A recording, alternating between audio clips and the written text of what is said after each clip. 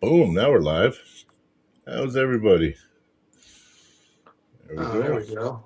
Oh, okay. Don't Oh, worry. I'll get you on here.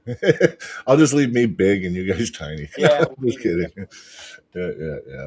Yeah, we got the great Bob Brown on. Thanks for coming on, buddy. Sure. I'm still trying to adjust this damn camera because I suck it. I got this little stand that's sitting on a box. Looks Oh, silly, but whatever. I'm not. I'm not used to this having my phone sideways either. I'm usually always having it straight up and down. Oh, yeah. Yeah.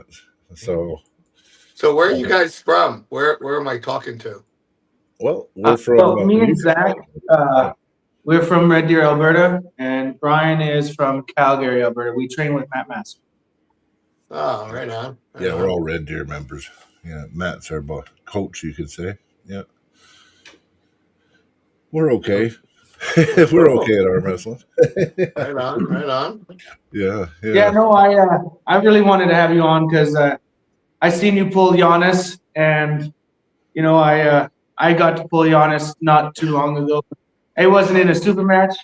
It was just in a tournament up in Alberta here, and you have a very big presence when it comes to the arm wrestling world with training and just Yes. your career. I think you've been pulling since '82. Pretty much. Yeah, Yeah. yeah. It's I been a long, watched your been a long videos. time. You were one of the first training videos I ever watched on YouTube. Oh wow. Yeah. I think I Very watched like cool. lots of them. I think I watched probably most of them. Yeah, probably most of them. Yeah, I started that channel just to put out, training stuff, not for talking or anything. I don't have it's not monetized, and people keep asking me to put out more content, and if I did, it would basically be, reposts of stuff I've already put out, because contrary to popular belief, arm wrestling and the technique in arm wrestling ain't all that complicated. Yeah, You not a know, lot of people changes. people today kind of, they try to overcomplicate things, and it's kind of funny, actually. Yeah, no, I agree. I think they make it hard on themselves. I know I did for a few years. A few years, I was like, I made it seem like, yeah, it was like a science and it was like so much. But you're right. It really just comes down to like key things and fundamentals, right? So, Yeah, yeah. I mean, nowadays I can remember, I used to train Robert Baxter. yeah, Not that I used to train him; he just would come to my practice, yeah, right? Yeah. And so, I beat him, and he'd be like, "Well, what do I do from here?" And I'd show him, and then he would try, and I'd, beat him or whatever. And then, you know, a lot of times he'd, end up in a bad position, and he's like, "Well, what do I got to do to get out of here?" I said, "Get stronger." yeah. And it's just, and more times than not, that is the answer to the question. Yeah. Um, and more times than not, the answer to the question is get stronger in your hand. Hmm. I mean, hand, wrist, just everything, forearm up. Which people just continually fail to realize. I agree. I I have the hardest time. Like I train my hand. I try to at least every day, and like I am very bad at keeping this. I'm always getting put back. Like once I get to a certain level, like be honest, that's what he ended up doing to me, was popping me back. Right. And Yeah. What's your weight, I'm 220, and how tall are you? 5'7". There's your problem. Sorry.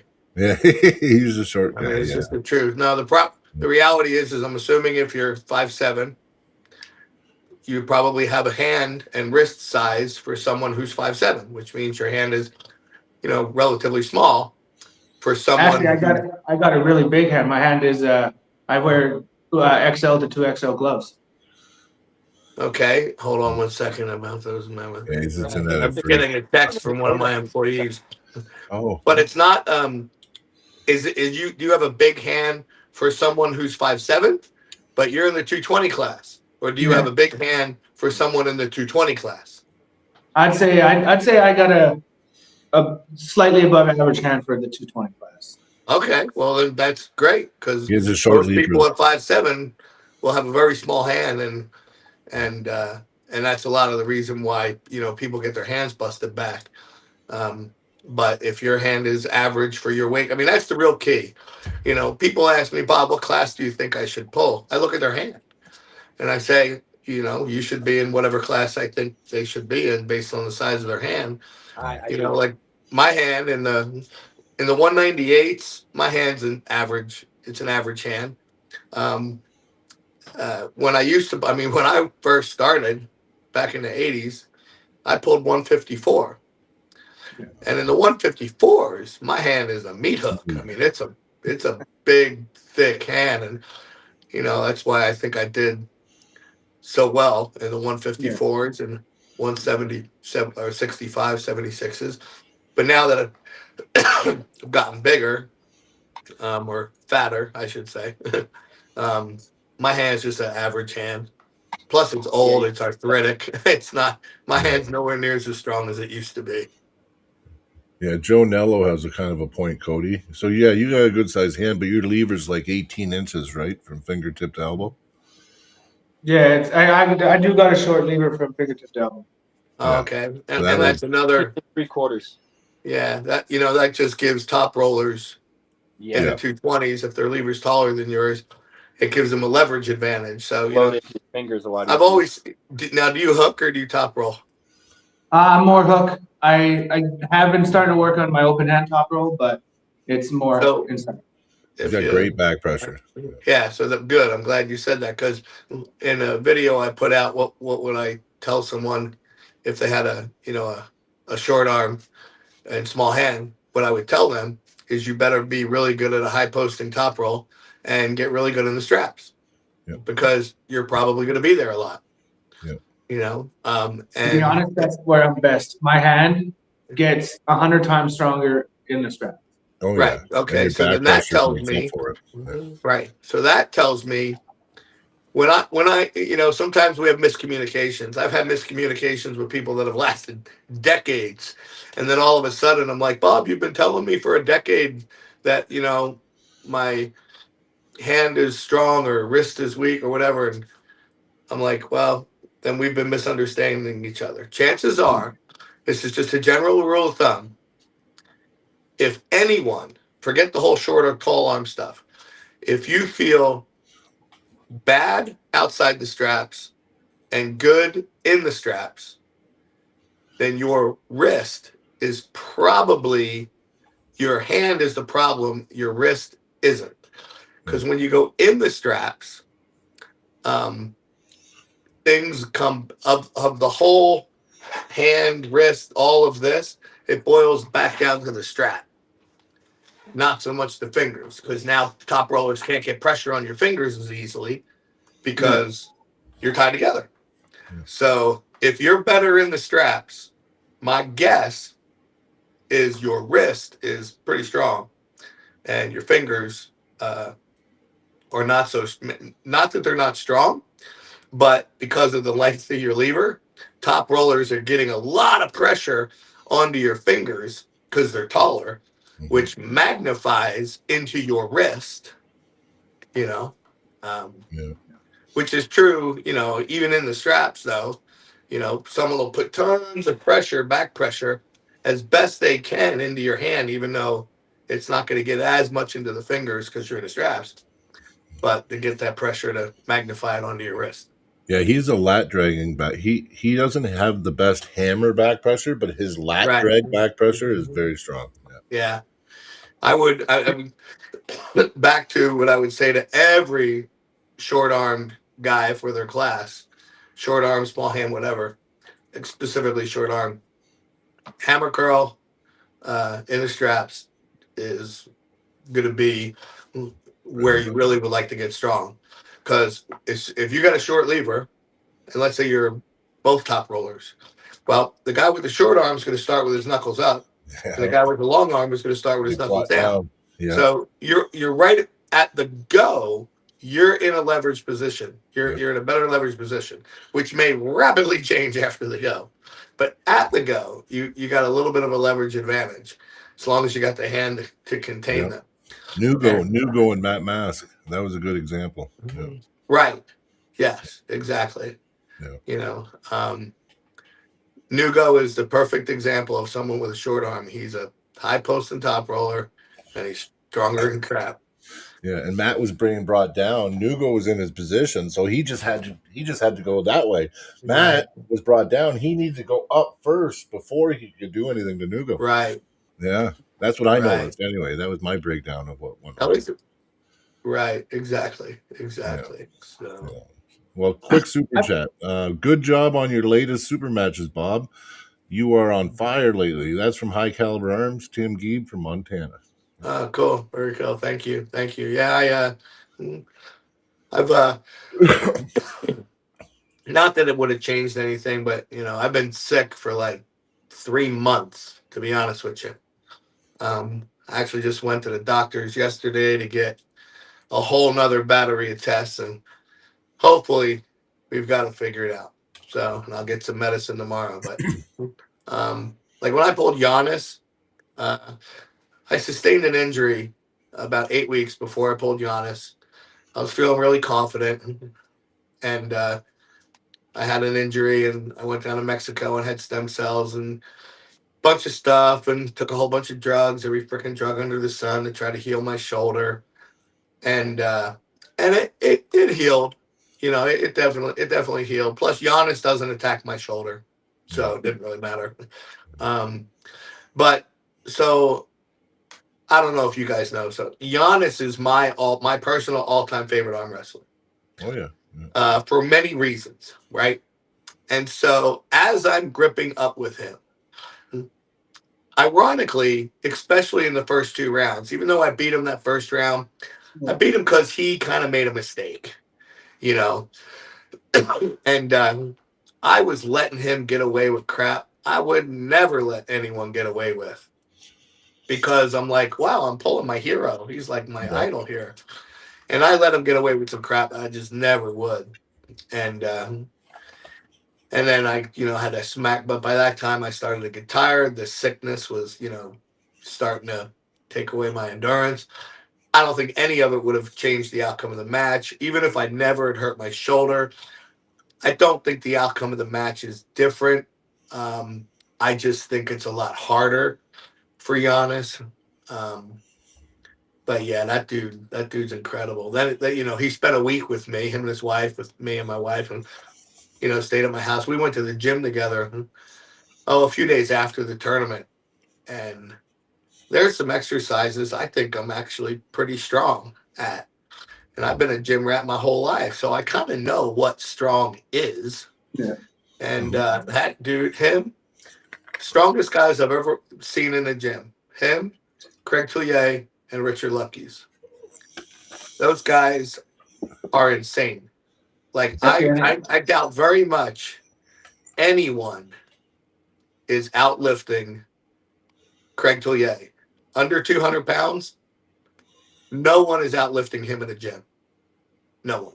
Oh, he's a powerhouse. It's insane. That his side pressure is just he's kind of one of my favorite side pressure guys, because I like how he just doesn't give a shit and he just slams sideways and it's like, fuck you. You know what I mean? Yeah. I love that. Yeah. I love it. Yeah. I do the same thing, but I rip my elbow all to shit. Yeah. Oh. Way before I ever started arm wrestling, I was big going to the gym. Like, I always went to the gym and stuff, but it did a lot more legs. And like, that's the only, it's surprisingly, like, I've been arm wrestling for now 6 years and it still hasn't gone away. Like, I think it was a week ago, I went and leg pressed 1,100 pounds. And I was like, I wish I could just put that on my arms. Yeah. That'd be crazy, right? Yeah. Wow. I used to follow powerlifting.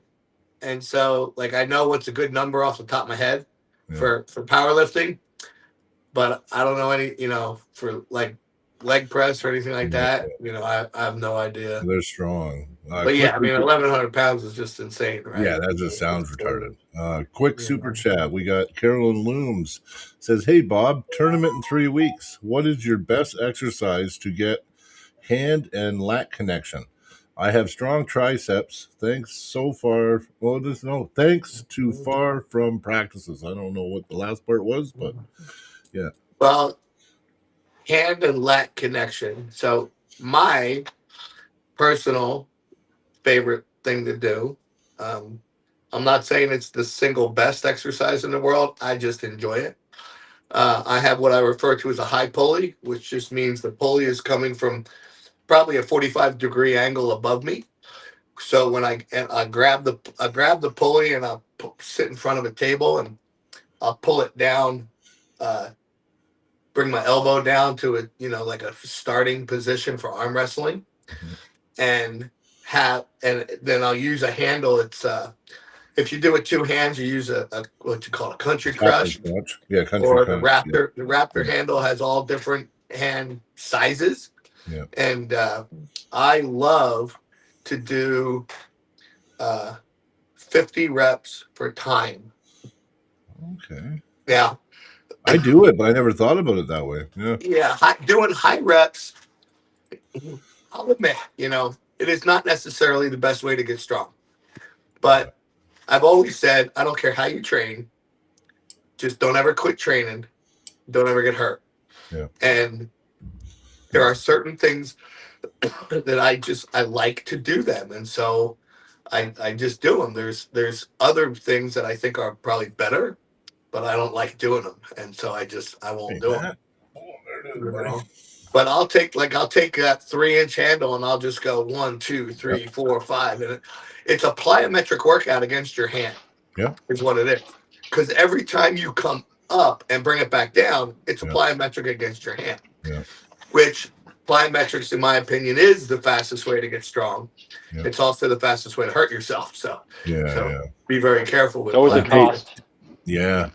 Dave Yeah. Chafee. Dave Chafee does that. Like one of I've watched his training for a long time, and he loves the high pulley lat pull down, and then it's like he uses a rolling handle and a cupping handle from what I see. Right. But he Right. does that, and we all know how strong Dave Chafee is. Yeah. Yeah. And so World champion, right? But there's your hand, back, Yeah. wrist, lat. That's that connection, right? Yeah. Of course, there's no sideways with that, and then, but back pressure comes from two things. It comes from your lat, and it comes from your hammer curl. Yep, I agree. And so I like to do the same methodology, 50 reps per time, and always keep track of the time, and have the load pulley. So it's, about the same height as my hand, and I'll come this way. And you can use both. You can use the lat and the hammer. Yeah, I mean, you can do both, but I'll Yeah. separate them. I've seen guys using just one, like a Rackley. He comes up, he likes that quick hammer up because he's so strong that way. And then you got other guys that's like a drag and a hammer together, right? So, Right. Yeah. Yeah. You were saying like with the short guy with the short lever, you want a heavy, post back pressure. So basically, like hammer curl, basically. Yep. Doing practice that at, like best way to practice that would be like on a negative 45-degree angle, and then going like this, or do you want it straight across from you going back? I personally, well, it depends on whether your weakness is because you got to keep your wrist up too. Yeah. Right. If Keep your your rise. weakness is when you're really focusing on your wrist, then I want it to be straight across because it hits the wrist more directly. But if you're working on your arm, then from down below. So the answer is you need to do both. Yeah. It's just that, okay, am I focusing on my arm strength hammer curl right now? Then maybe it come from the same angle that you would be hammer curling if you were holding on to someone. Mhm. Versus, but when you're fighting them knuckles up, Yeah. your opponent is hitting up high. And so then I like it to be at the same higher height pulley. or just a Like slightly mid-range. higher than your Mid- hand. But then you're focusing more on your actual wrist. But Yeah. both at the end of the day, So Carolyn, $2 super chat says, "Thank you so much, Bob." Oh, sure. Absolutely. Yeah. Yeah. I always try to get him in. Yeah, because sometimes I can forget. And then we got a $2.79 super chat from Darcy Bryant. And I don't know why, but thank you very much. We take the $2.79. Appreciate All right. Well, Brian, you said you had a question there that you wanted Yeah, to ask. I'll ask the one. Well, yeah, because I have a quick meeting I got to do for the Jason Constantini's Tough League. It's like a rules ref meeting, but it's only going to take me 20 minutes. So, but I promised somebody I would ask this question, so I am going to ask it because he's a good friend of mine.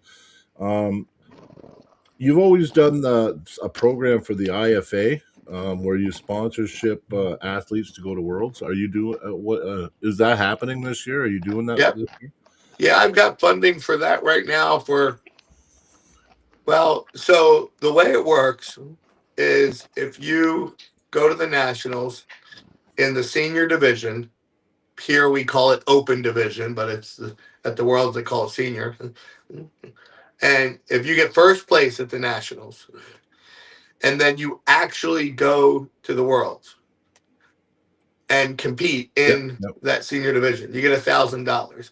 Well, if you add up all the divisions, if we had a different person, left, right, men and women, Yeah. it's $28,000. It's a lot. We've been doing this for 5 years. We've given, I think the most we've ever given was like 11 grand because only 11 people went. Now I suspect this year in Japan, I'm suspecting a lot of people are going to go. But yeah, I mean, we've got 30-some thousand dollars in the bank right now, so we can You know fund what? this for That's a couple fucking few more awesome. years. I'm trying to do the same thing here in Alberta. I'm vice president of the Alberta Federation, and I Right. want to run provincials. Like right now, we contract provincials out to the clubs here. Like your Right. club can bid for provincials and shit. But I want the arm sport. We are called Arm Sport Federation. I want to run provincials us, and then use the money to sponsor athletes to go to Worlds. Right. So Well, we're so working on something. Yeah. yeah, so this program that we're doing now is, I mean, you'll know everyone. I mean, you know me, you know Robert Baxter. Yep. Maybe you don't know Devin Bear. I assume you know Devin Bear, his wife Stacy, Danny Gillian out of Yep. Texas, Know him. and Brent Rockers. At the end of the day, it's just us guys throwing our own personal money in there, is what it is. Now, I once did a program back in 2008 where we used the entry fees, the amount of money I ran the Nationals, and the amount of money I would have gotten for the Nationals was like $4,000. And then we raffled stuff off. We raised more money. We ended up raising about 10 grand. But back then, we just evenly split it amongst anyone that went to the Worlds, which was in Canada that year in 2008. And everyone got like $180 because there was like 100 of us, that went. No. But yeah, right now it's just me and some of my friends that we happen to have a few bucks and we just put it together for this. That's a really good thing. And, like I said, I have the same idea. And, it's kind of nice to hear that someone else is doing it because I thought it was my own idea, but obviously wasn't. So you've been doing it a while. Right. Yeah, but I didn't know. I mean, here's my suggestion, and I don't know if you know anyone or anyone in Canada, but if you know any arm wrestlers in Canada that have a few bucks, they're fairly well off people. I do know some. Yeah. Call them and ask them. Yeah. Just flat out say, hey, can you give me?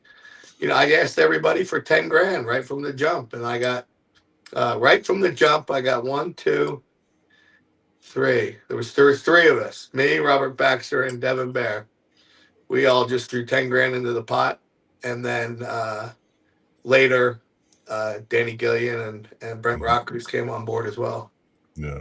No, that's awesome. Yeah, it's a good way of doing it. Well, I can try.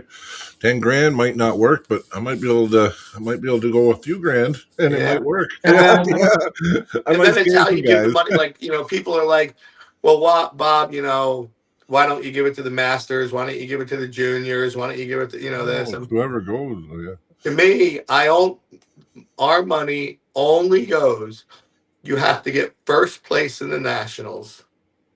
Only first place. So it's not a participation trophy. No, I don't believe in participation awards. I don't either. So first place, because if we gave it to everyone, I would need 100 times the money.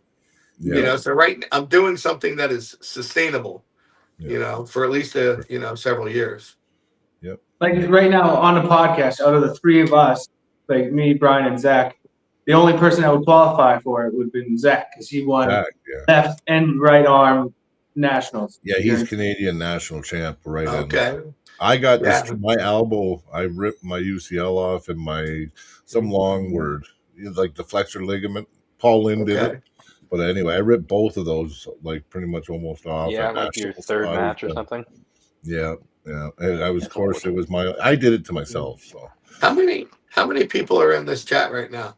There's four of us all together. almost 20. I'm just eating some pizza, so I'm off screen. Yeah, we're Oh, okay. So because I just see this fourth screen of about, he doesn't like freeze eating. frame. Yeah, he doesn't like eating. Oh, now I see him moving. Now, okay. Yeah, Yeah. he's our Canadian. I just heard a national voice. I'm like, all right. He was I the got it. 140. He's the 143 right and left Canadian national champ. Oh, cool. Right on. Yeah. Very good. Yeah, Zach's Yeah. really, really good. Really good. And now, do Cody's you good, guys have, like, in the States, Yeah.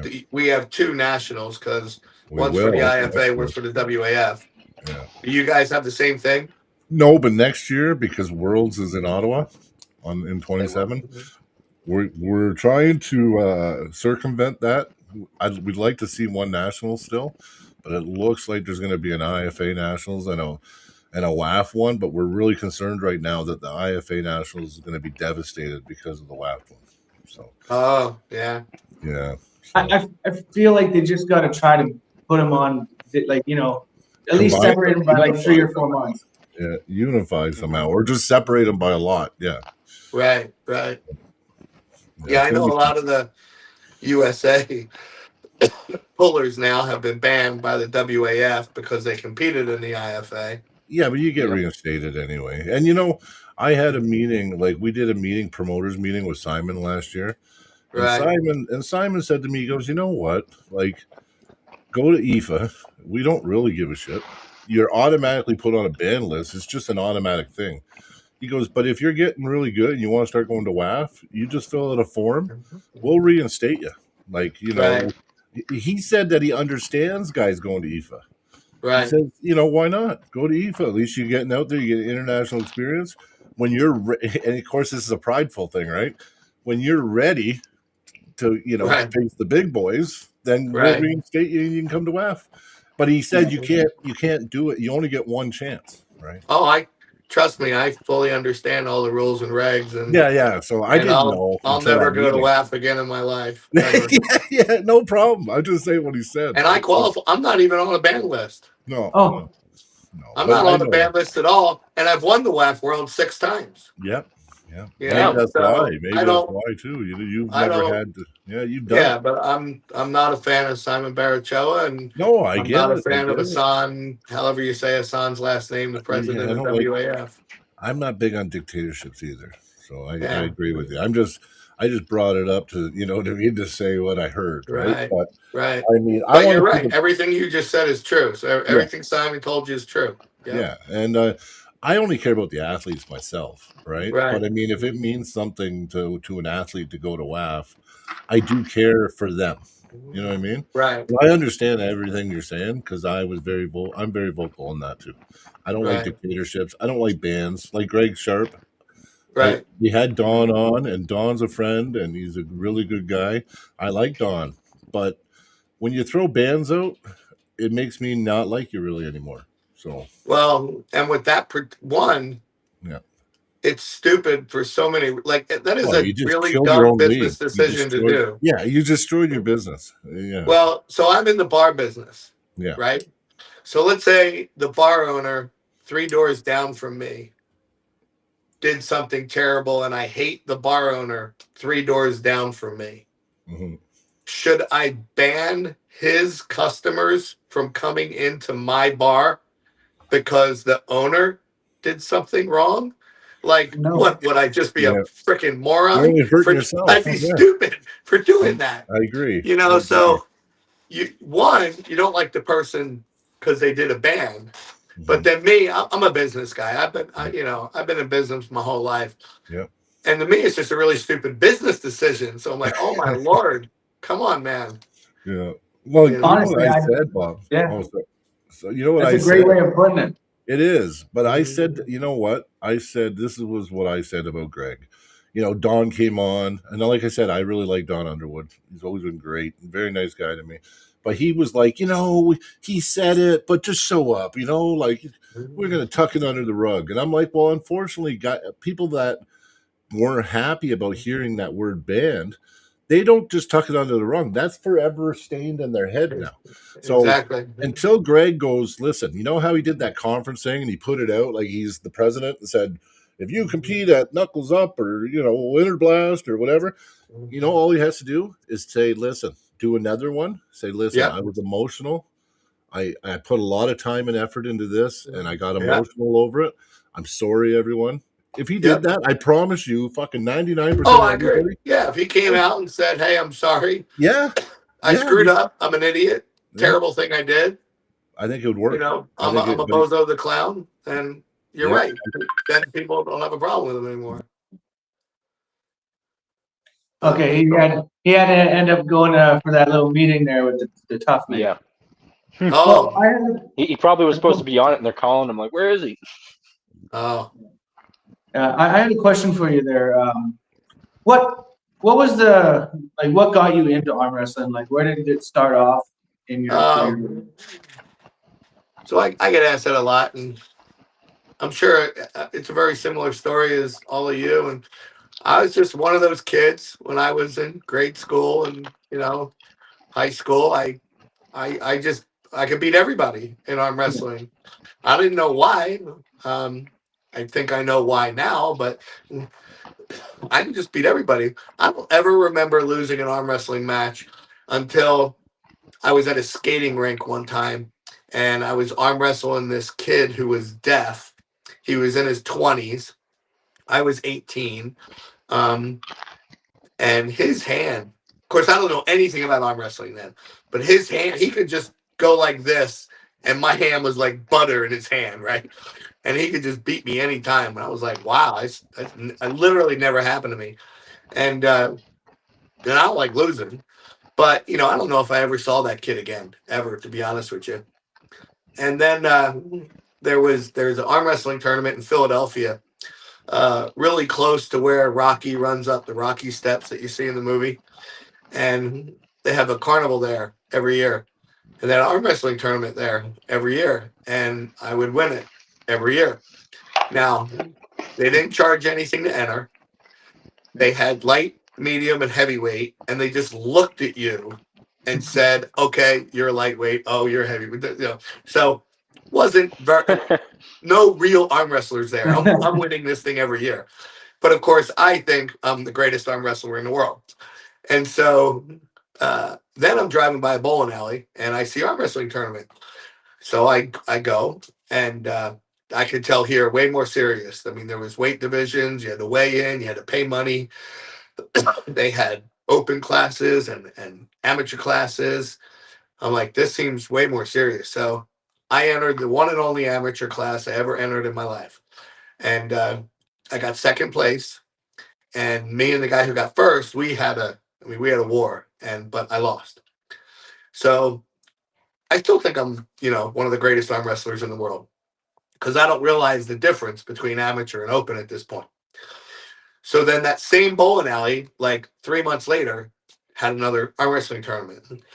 And so I remember I just walked around at, I weighed 168 pounds. That's what I happened to weigh then.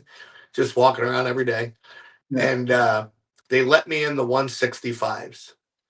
And I'm with my buddy, and I'm like, Damn. oh my gosh, I'm going to kill these guys. I'm just going to kill these guys.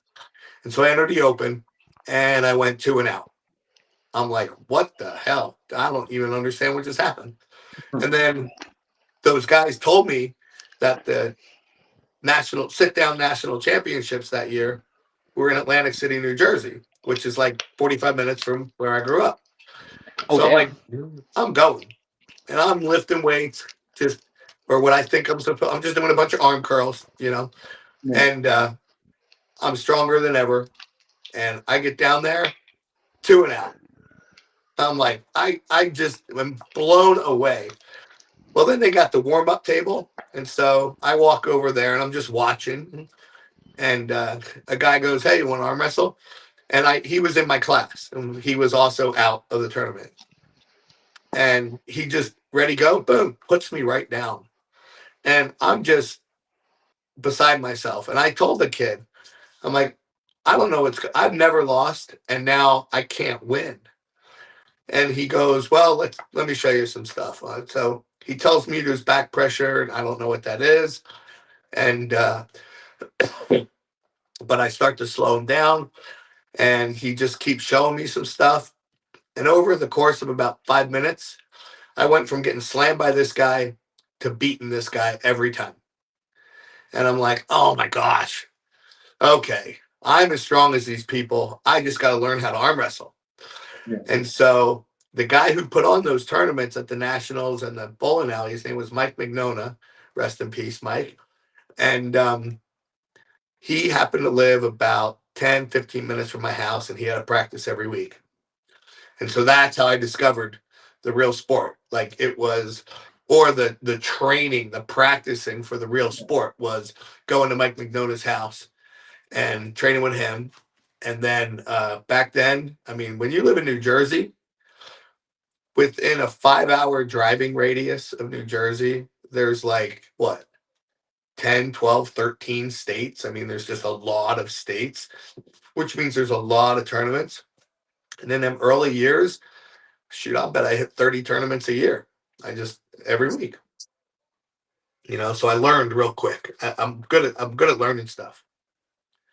And then I just started to get real good. That's awesome. I think that was my biggest mistake, because like the first, I would say 3.5 to 4 years, I maybe did 2 tournaments. All I ever did was go to practice.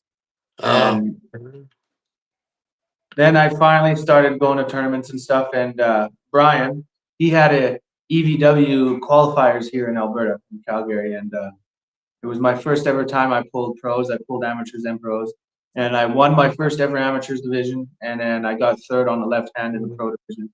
So ever since then, I stuck in the pro division, and that's been about 2 years now. Cool. Yeah, especially nowadays, I get it. The strength level of arm wrestling has changed.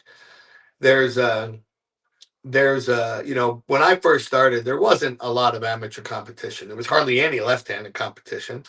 And, so it is what it is. But today, heck, there's as many or more guys entering the amateur class as the open class. And so I get why people do amateurs, and, I understand that. But,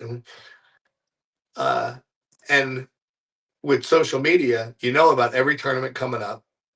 And so if in the very beginning, and you're young, you're, a teenager, 20s or something. Yeah. Shoot, I'd try to go to a tournament every other week if I could, and then the real good part is you go to the tournament, doesn't matter how you do.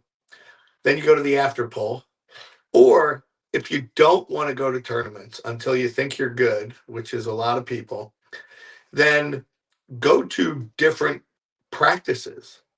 Like find a practice in the state next to you, or 2 states next to you, or go to different practices, grab as many arms as you can, and that will help you to learn faster.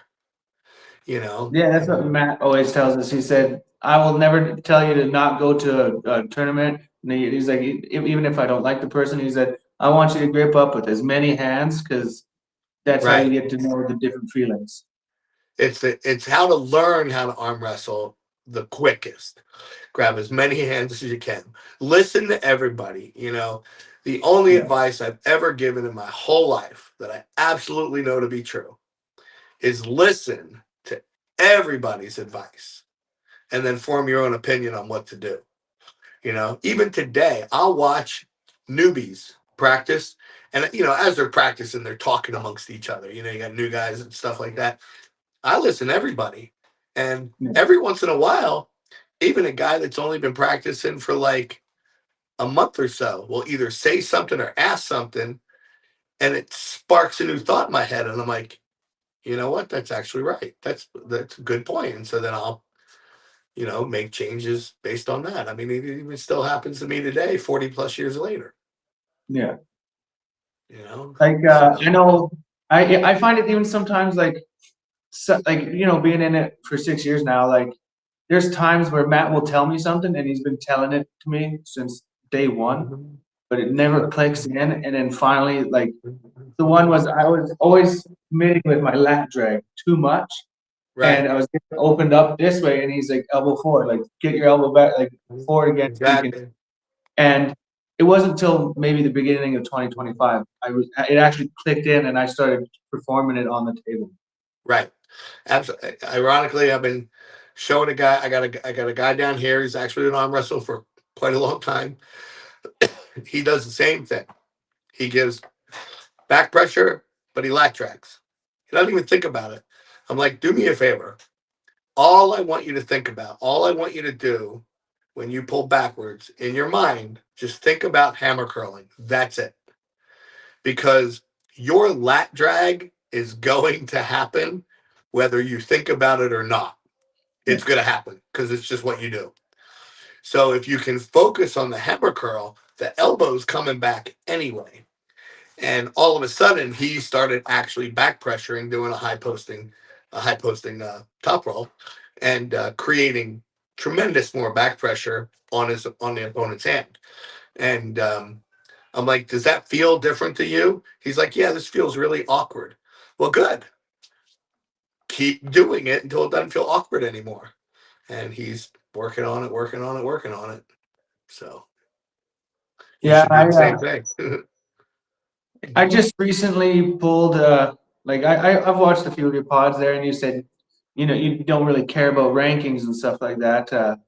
But lately you've been kind of working on the rankings and stuff like that, and That's I've been you are correct that I said that, and you are correct that last year I found myself chasing rankings.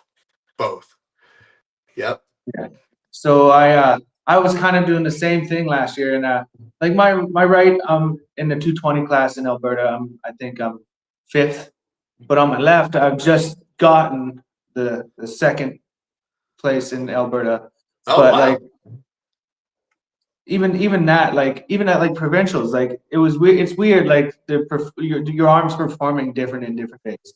Like I went to nationals, and I got third on the right in nationals, but fourth on the left. Oh, okay. So let me ask you this. In these rankings that you guys have up there, they have you ranked second left-handed. Yeah, Okay. Because I'm also a firm believer that rankings are nothing more than people's opinions. Right? Do you think you're the second best left-handed arm wrestler in Canada at 220? I'd say it's I think it's a 50-50. I would say I'm second or third. Oh, okay. Well, great. Yeah. Like me right now in the 190s, because the Arm Fighter does IFA weight classes. I believe they have me sixth right-handed at 190 and below. And I think I'm better than the guy above me, but I don't know about any of the other guys.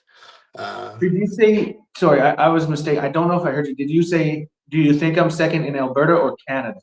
Canada. Oh, Or Canada. whatever rankings you were Oh, talking okay. about. Yeah, the Alberta Whatever rankings. rankings Yeah, you were talking about. yeah. I would say in the Alberta rankings, what I said was correct. Oh, okay. That's where you're second. Gotcha. Yeah. Yeah. So, because I mean, all these rankings are, they're just people's opinions. Now they're educated people's opinions, but I find it interesting when people just get so mad and so frustrated because either themselves they think they should be ranked higher, or for somebody else, like, oh, like that guy should be ranked higher than this guy, and I don't know why you guys are getting so upset, man. It's just someone's opinion. Yeah. It's And kind like of funny with me. I did kind of have a goal, and that was to get both of my arms at least in the top 3 on the rankings of either one. And then, after that, don't give a crap. Just pull at every tournament, train as much as I can so I can do more super matches against bigger names. Right. And this is in Alberta, correct? Yeah. Okay, now you're going to have to forgive a stupid American. Above what states is Alberta? We're right above Montana. Oh, okay. So that means you're where the nationals or the world championships were in 2008. The worst drive I ever had in my life. Kelowna is Kelowna is in BC. Yes, it's right beside Alberta. it's really close though. It's about I'd say from Alberta border to Kelowna, I'd say 10-hour drive. Okay, because we flew into Vancouver, me and my wife, rented a car, and then drove to Kelowna. And I'm telling you, man, it was the fog was so thick you could not see 50 yards in front of you for hell that like the entire drive. It was pretty scary. Yeah. And you know what? 50 yards in front of you, that's pretty good. Like I've had times where I barely see the front end of my truck. Exactly. I'm like, oh, this is bad. But then the drive back ended up being beautiful, and we could finally see what we were, up there. So, but no, Yeah. that was cool. No. Yeah, actually, in 2026, me and Tim Lewis are going to be trying to set up a left-hand match. Oh, there you go. That'll So be I'm good. hoping if I can beat him there, that I'll be able to start getting more and more bigger names. And Right. Well, we all know Tim's going to hook, and you're going to hook, so we all know where that match is going to go. it's I got to beat him in his power. Right. Good. So yeah, I'm looking forward to it. Right So on. Right on. you've always had such a legendary training club at your house there in your shop. In all the years of pulling at your club and stuff like that, what would you say has been some of the highlights of training with all these high level names like Todd and John? Todd and John and Kevin Bongard that you probably don't even know, Kevin. I mean, I can tell you some funny stories. Like the to give you an idea of the level of our club is I was in New Mexico one year, many years ago, and I ended up winning like the 176s, the 198s, and then I won the overalls. And some kid come up to me, nice kid. He come up to me and he's like, I don't understand how anyone can get as strong as you are. I don't understand that level of strength. And I looked at him and I said, just so you know, I'm like fourth down in the pecking order in my own practice. He's like, what?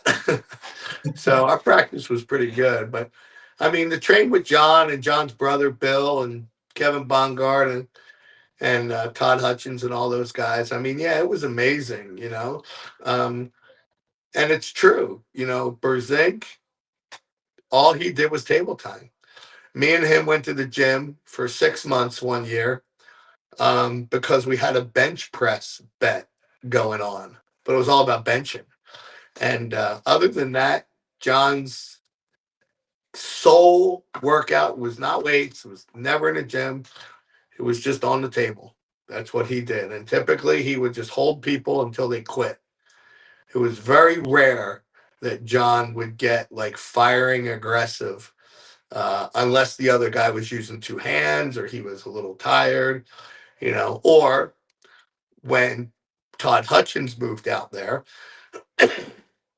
then John would get a little fiery aggressive because he knew he could. He knew the guy on the other side of the table could handle it. And same with when his brother was getting real good. So yeah. Like actually, I do have a question. Since you know John and them, it's kind of about his brother. Like I know his brother was kind of getting in the scene there a bit back in the day, and then he kind of just dropped out of this off the face of the earth. Like I seen maybe a few videos, and it's like he was facing his brother, and then I never really saw him again. So Bill is his brother's name, and he is I always say there's no such thing as a retired arm wrestler. Bill's the only one. He's the only one that when he said he quit, he's going to be done. His arms started to get messed up like all of ours, and his arms started to not go straight, and he needed to have a surgery to clean out his elbow. And when he had that first surgery, he's like, this isn't worth it. I'm just going to be done. And that was really the end of Bill's career. As far as how good was he, uh, I think if Bill and John would have started at the same time, I think Bill could have been better than John. John's hand, because he was a mechanic, uh, and his hands got probably stronger than Bill's. But Bill's arm was crazy strong. I mean, in practice, if they start off in a slow hook and then build up pressure and try to pull the other guy down slowly, Bill would usually win. But yeah, he just didn't have the passion for it the way John did. To be honest, I'd say that must have been a pretty awesome, just family of arm wrestlers to be around. Like his brother, John, his dad, they were all Yeah. amazing arm wrestlers. Oh yeah, and they're all, I mean, so genetically gifted. Have you ever met John? No, I have not. I really want to. Okay, so if you ever get the opportunity to meet John, and I'm sure you will because you're an arm wrestler, you're going to look at his forearm, you're going to look at his wrist, you're going to look at his hands. And his brother was the same way, his dad was the same way. They are very thick human beings. John's thumb, his fingers, his wrists, just the pad and palm of his hands. He's a very thick human being. I mean, ankles, just a thick guy, which turns into strength. And Bill was the same way. His dad was the same way. Yeah, I mean, even, John's children, Megan and Kelly, his daughters, very beautiful, attractive daughters. And fortunately, they took after the mom because they're not thick girls. They're more slender, petite girls. Yeah. But Megan, man, she used to whoop when she was like 10, 11, 12 years old, she used to whoop all the boys' butts in arm wrestling. And she never trained for it. She just came up to practice and beat all the kids.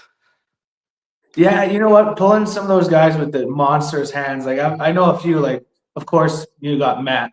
His hands ginormous.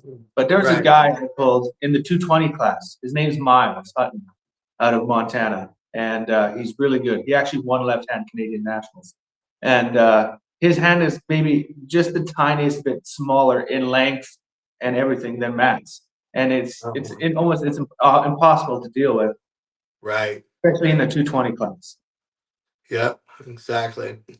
Yeah, I mean, I keep, a lot of people, they'll ask me, they'll say, my wrist goes here, my hand goes there, my arm, they'll say stuff like, how do I get better at arm wrestling? I say, get your hands stronger. And a lot of them will reply, oh no, my hand is really strong, my wrist is really strong. And I'm like, no, it's not. And they'll get offended, right? And they're like, there's no such thing as too strong a hand. Hand and wrist, pronate, I mean, just everything from here up. And it's so incredibly important to have, a really strong hand. Well, I'm sorry, guys, for that. I had, you know what? I'm going to ask you a question now based on my phone call. So, yeah, I was just talking with Jason Constantini because we have this new league starting called the TAWF. Have you heard anything about it yet, Bob? Jason told me about it. Yeah. So that is big. We have that coming in March now. It's been moved from February to March 28th, but it's going to be Calgary versus Vancouver, and it's going to be awesome. And now what do you think about the concept? I know a lot of people wanted to, and people talked about it for years. I've heard already myself, but what do you think about it? Well, I love the concept, team to turn an individual sport into a team sport. I love the concept of that. You see the tables? I haven't. Oh, they're nice. They're nice. I can't. I mean, my eyes. You don't have your. I can't really see it, but I got one there. But with basically, you're starting a new business. You're starting a new concept, and at the end of the day, it's always about the money. It is. You got to get sponsors. You got to get a way to I agree. raise money.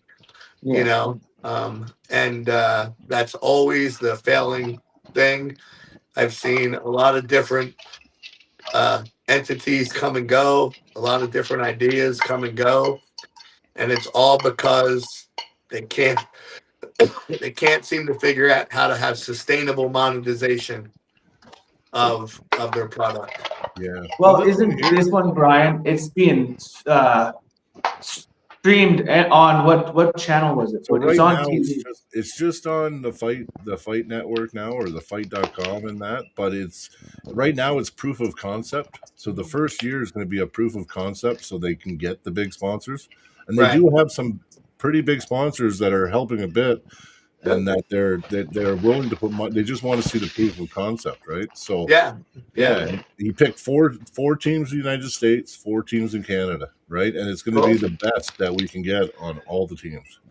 So I think that one good thing about it, you're going to see a high level. Like Yeah. I think Toronto, Montreal, we got to see Porky and John Therian, and we had who else did we have there?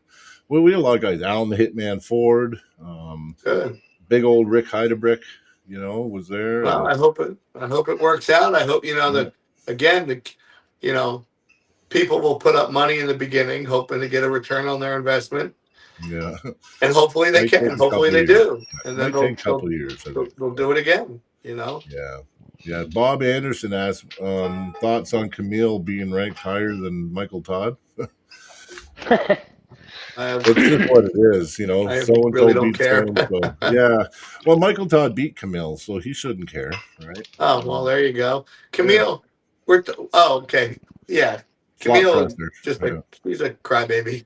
Oh, I'm not a big fan, buddy. I don't want to get into my rant again. I don't want to get rant Nah, about him another pod. he's a crybaby. He's a Yeah. crybaby. He's a cheater. He's a whiner, and he Yeah. doesn't even like arm wrestling because he doesn't. Oh, okay. He doesn't. He's got a good move, but you know what? If you liked arm wrestling, that wouldn't be your only main move. Like I just don't like it. I don't like it. Right. I'm a hater. I'm sorry. I'm a hater on it. So. Oh, there you go. Yeah, I listen. Jerry's flop press. I look at it differently because really they're avoiding his inside power most of the time, and it goes to the flop because they try to get it on Jerry's hand, and then he just naturally owns it to them, right? Because the reality is Jerry is not a flop wrist presser. No way. Jerry, you're just giving too much away if you are. Yeah, Jerry is a shoulder roller. Yeah, shoulder roller. Yeah. Jerry is a shoulder roller That whose frame. hand gets taken, and then he keeps going. That's right. Yeah. So it's, Well, we it's see different. Gennady. Gennady tried to go inside with him, and Jerry just flashed him, boom, right to the pad immediately. Yeah. So. Yeah, and I was really hoping Jerry would have done that to Camille too. Me too. I'd have had a happy dance. I thought it was weird how Jerry approached the Camille thing myself. I told Jerry, I know I'm nobody, right? I got nowhere near the experience, but he was on the pod prior, and I said, honestly, I think if you do what Ivan did, and you just drag hook him right on go and just pull him outside his shoulder, you should be able to just rip him right to the fucking pad. But it just didn't look like it played out like that. So I don't know what he was feeling or whatever, and what I mean? But that's what I thought was going to happen. I thought Jerry was going to drag him out right outside his shoulder and just rip him right to the pad. But What threw me for the loop was seeing Jerry go into the King's move. Hey, did pretty good there. Jerry's got a. So Jerry's got a King's move. The problem is if you really look at it, and people complain about the King's move forever, right? I mean, since the days of Crazy George, And what's so funny is when they actually changed the rule to where you couldn't go at a declining angle in the neutral or losing position. When they created that rule, and I don't blame referees because it's a brand new rule, they're not used to looking for it. Like every referee is used to looking for elbow fouls, right? Yeah. But you're not used to looking for a humerus bone at a declining angle. Yeah. They were just never getting called. Yeah. Never. If they would have gotten called properly from day one, no one would be discussing the King's move today at all. Yeah. For example, Jerry's fair. King's move was an illegal King's move. I know. Yeah. They should have called a foul on They that. should But have. you know, Yeah. there's entertainment involved. You Best know? King's move. I think. Listen, Crazy George. I've had the honor to pull with him and get kind of trained by him a little bit. Yeah. Crazy George is actually a really good arm wrestler. Like yes, I know he has that thing in his arm, but I'm telling you, for Yeah. 70 something years old, he still can Oh, yeah. stop people that you would never think he could stop. Like, Yeah. Trust me, I have the same arm. So yep, I know you do. Yeah, yeah. man, I know so you back do. in let's see, 2007, 6, 7, something like that. Me and George, we were going to be at the Arnold's together. He was in the 76s, I was in the 98s, and I said, "Hey, let's arm wrestle each other after the Arnold." Mhm. And we were going to pull for like a couple $1,000. We were just going to Nice. bet each other. Yeah, yeah. And then ultimately, you know, he had a hard day. I ended up having a really good day, but it was a hard day. Yeah. And we ultimately decided not to do it. But I was training for that, and knowing how long he can pull for, I was training for like a 7-minute long match. Like I would set my times and my programs up for these crazy long matches. And but you know, I walked right up to him at the Arnold during the meeting, and I'm like, "All right, George, let's see how straight your arm really goes." Right? Because everyone would say his arm could go straight, and of course, we all know that's I don't bullcrap. think no. No, it doesn't. So I walked right up to him, and I'm like, "Let's find out. Let's look at your arm." So we both put our tricep. We stood next to the wall, and we both put our triceps flat against the wall, Yeah. right next to us, and then we both straightened out our arms. Yeah.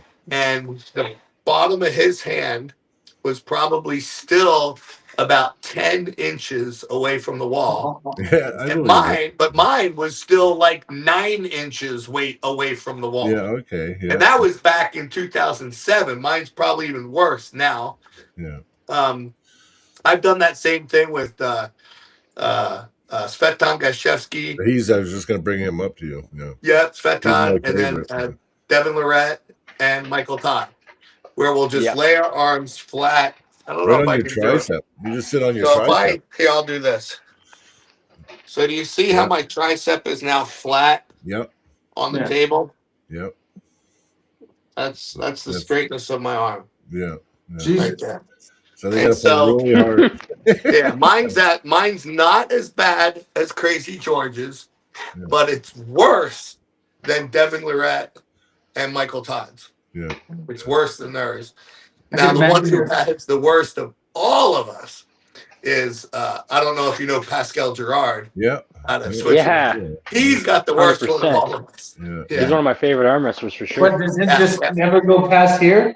You just, Pretty much, it doesn't go past 90 degrees. That's Jesus. crazy. Well, I was gonna say earlier when you brought up all this, that's Fetan or whatever, the master Yes, they call him. Well, you want to know something, Bob, and this is not blowing smoke up your ass, but the two guys that I watched the most was you and him for training. Oh wow! I watched him. I watched him just to learn the Bulgarian style, like how they approach Yeah, training.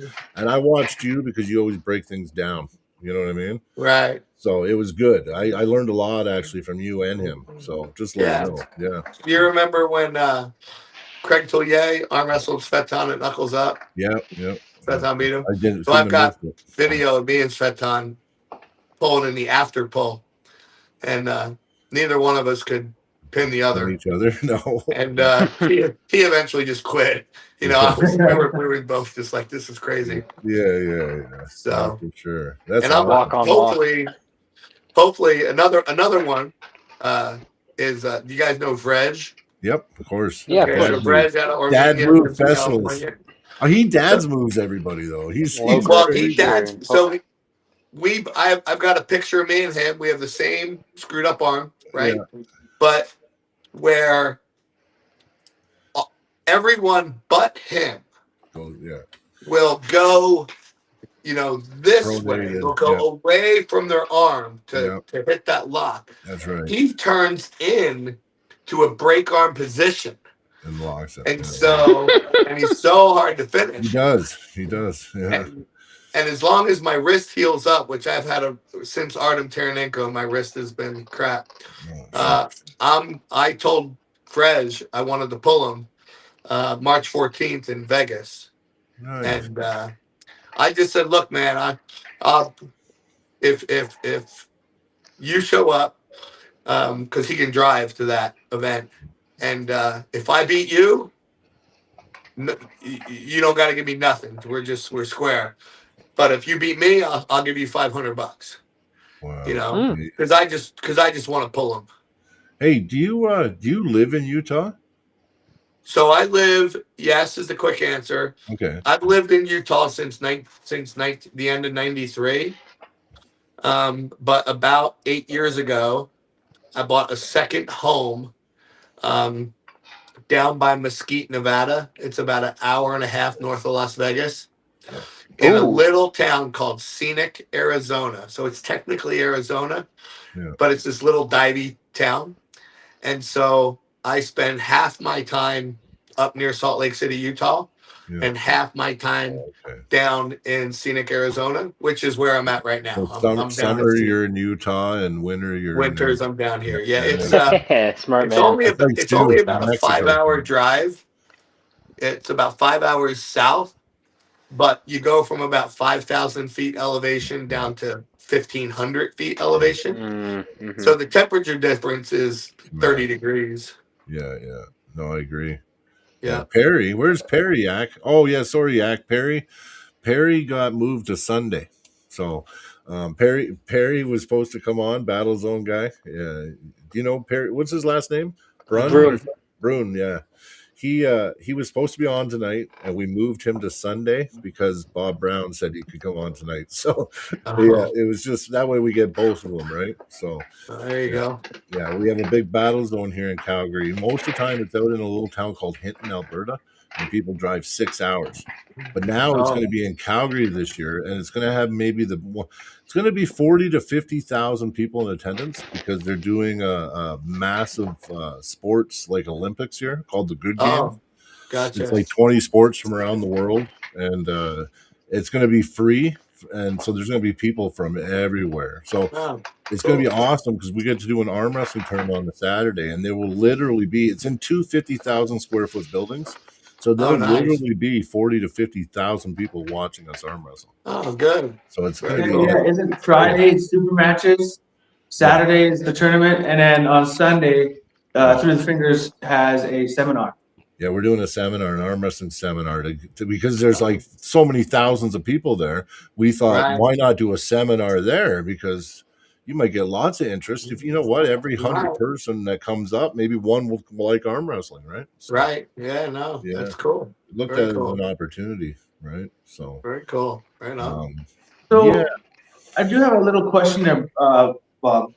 In your, when you first started arm wrestling and like you started training and you're like 1 or 2 years in, like everyone always has that one person that they look at, like, I'm training to beat that one person. Who would you say was your one person?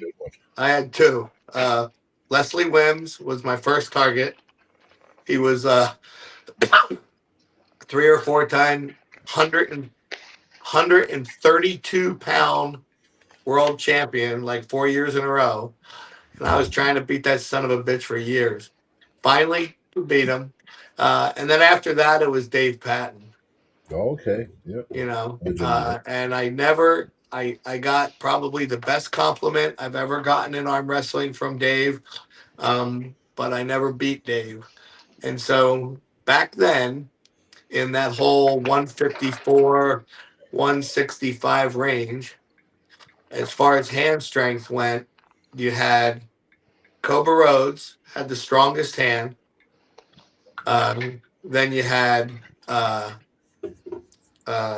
Jerry Jennings, and then me, and then Alan Fisher, and then Dave Patton. That's the order in which I think hand strength really was back then. No. and but Dave could make up for his. And let me put that in perspective. Dave's hand was crazy, freaky, freaking strong. Yeah. It was just the bottom of those 5 guys, in my opinion. And but he had so much back pressure. That's why he's, in my opinion, one of the greatest that's ever lived. His back pressure was insanity. But we were at a Yukon Jack tournament, and he threw me into a hook, and I almost was able to peel him out of the hook, but I didn't, and he beat me. And I walked over to him, I don't know, half hour later or something like that, and I said, "Man, I'm surprised you hooked me." And he goes, "Bob, I didn't want to have to deal with your hand." And I was like, That's "All a right, compliment. That's I'll a- take that." Yeah. I was pretty excited. My hand was way strong. Like, my hand's nothing compared to what it used to be. I do certain exercises. I know how strong my hand used to be back in the day, and Yeah. just the arthritis in my hand. I just Did you get like extras for I know you talked about when you helped train John Brzenk and you use 2 hands and eventually you get them weared down where you use one and all that. right. Did that really like increase your level too? Always doing that with John? Oh well, it would. Yes, it had helped Yeah. me out a lot. I mean, because the thing you can't replicate at practice, or very hard to, is adrenaline. Yeah. Like, even if you're trying super hard at a practice, Yep. your Can't adrenaline isn't unleash it. You going can't unleash like it. it is at a tournament. I agree. Yeah. But when you're practicing with John and you finally let go, and all of a sudden you feel like you're in a match with John Brzenk, trust me, your adrenaline spikes. And so you get a better workout, you know. Yeah. So yes, but my real hand strength came much earlier than that. When I was really big into rock climbing, my hands were way stronger when I was climbing all the time. That makes sense though. You see the rock climbers, what they can Yeah. do. Like some of And I them would love to get into it again. I'd love to climb again. yeah, but now you might be So you harder for attribute you. most of your hand strength to rock climbing? Yes. Yeah. Okay, everyone should remember that right now, real quick. Honestly, Well, I have a boy. He's about 10 months old now. Actually, he is 10 months old now, and I want to get him to arm wrestling when we get older. But I was like, I did hear you talk about rock climbing and stuff, and I'm like, maybe that would be like arm wrestling and rock climbing from a young age. Oh, yeah. they're like, for example, and I'm sure you guys already know this. You've been arm wrestling for any length of time.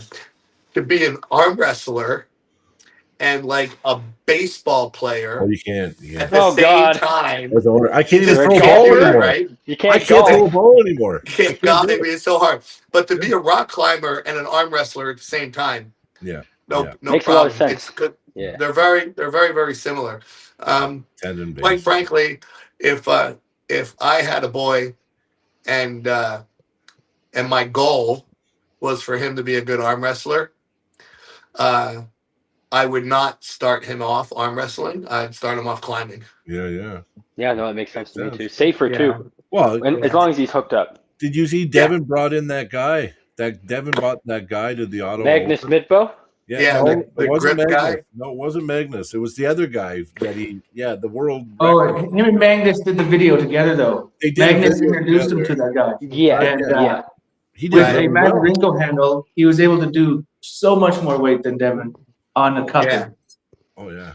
Yeah, his hand and wrist was just insane. I know the video. I don't know names that well, but but I you know the video you're talking about. Well, they had that machine too in that one. Isn't that the one where he had the flywheel machine?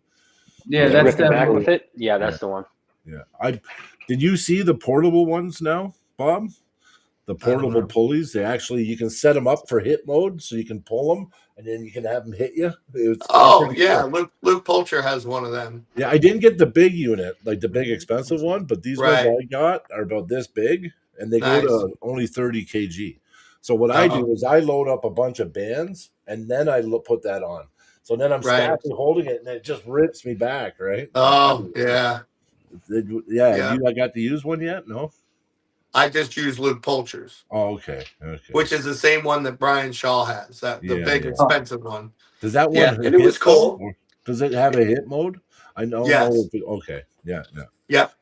Yeah. You pull it out and And then boom. you set it Yep. for Set it. whatever, and Yeah. you pull it out at one amount of pressure, Yeah. and then you can have it rip you back Yeah. That's what I want. at a higher pressure, or you can just have it slowly pull you back Yeah.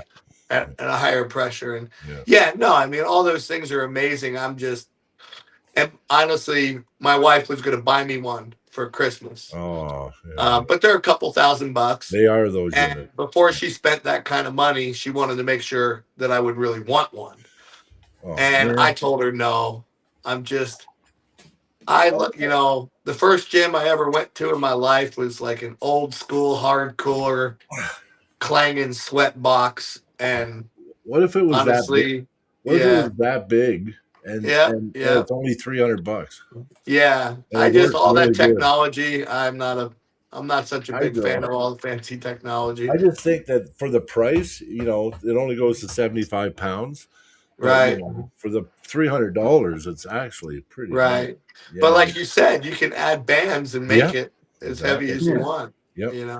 And I have a cable machine. You could always just have, use your cable machine, add some weights on the cable machine. Like there's so many ways to increase. Yeah. Yeah. I just don't ever see myself walking up to my weight machine and going, all right, change it to This one's simple. It's only got 3 modes. I just want to walk over and add weight. Yeah. I'm This one just here's old. got 3 modes. Yeah, I'm just old school. What can I say? No, it makes sense. I liked actually your little setup that you had where you could hook the bands up at all different points. That The Bob corner. Yeah. That's Still pretty cool. I tell, I'm like, if you don't have anyone to train with, it's the greatest thing you can ever do. Yeah. I've never put I put a lot of people on the Bob corner. Yeah. And then I just simply ask them when they're holding the handle, I'm like, does it feel like you're holding a human handle or a human hand that applies pressure in all the different ways? Everywhere. And they're like, oh yeah, no, nothing feels more real than the Bob corner.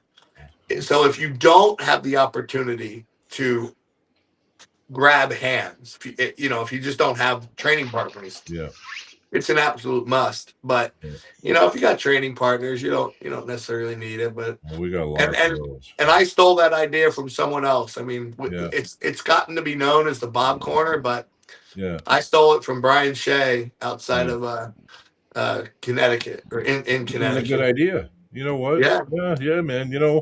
I don't have any pride. If something makes me better and it works, I'll fucking do it. Like, the best ideas in the world are stolen. Yeah. Oh yeah. Absolutely. Well, listen. I say that in the bar business all the time. Yeah. People come in, they see my bar, and they're like, "Oh, the thing with the mugs, Bob, that's a great idea. Yep, stole that. Oh, the thing with the dollar bills over there, great idea. Yep, stole that." Yeah. No, it makes because you know why we're innovative, right? So what we end up doing is we take bits and pieces from 10 people and we come up with something amazing, right? Yeah. No, I'm not against it really. I mean, I get it. So I'm looking at the clock here, guys. Yeah, no I got about 5 minutes left, and then I'm gonna need to go. Well, you guys get your if you got any last minute things you want to ask. I'm just happy that I got to talk to you, Bob. Been watching you for many years. And, there was one question on in our chat from Carolyn. She was wondering if you're going to be having any matches in England this year. Say that again. Carolyn was wondering if you're going to have any matches in England this year. New England. Oh, what? New England or New England. England, the country? New England. Sorry. Oh, New England. I don't have anything planned. No. If I don't make it to Badger Drew's Christmas party before I die, I'm gonna freaking kill myself. And we were supposed to go a few years ago, 2 or 3 years ago. Plane tickets were bought. Me and my wife were coming. Hotel was bought. We were coming. And I was super excited. I was going to get to see Norm Devio and Gabe Bacardi and all my friends from the East Coast. And, of course, Badger Drew's, love the guy, Fitzsimmons and all that. And my dog got ill like 2 days before we were going to get on a flight. And me and my wife, we don't have any kids, right? So our dog is That's our your kid. My There dog's was my no kid, way and we I were have leaving. kids. So I still have not made it to that. I didn't make it this year. So I don't have any plans of arm wrestling in New England. I mean, someone calls me and wants to set something up or just give me a damn good excuse to go out there, I would absolutely consider it. But it's not currently on my radar. Fuck that. So We're what- getting you in Alberta. Yeah.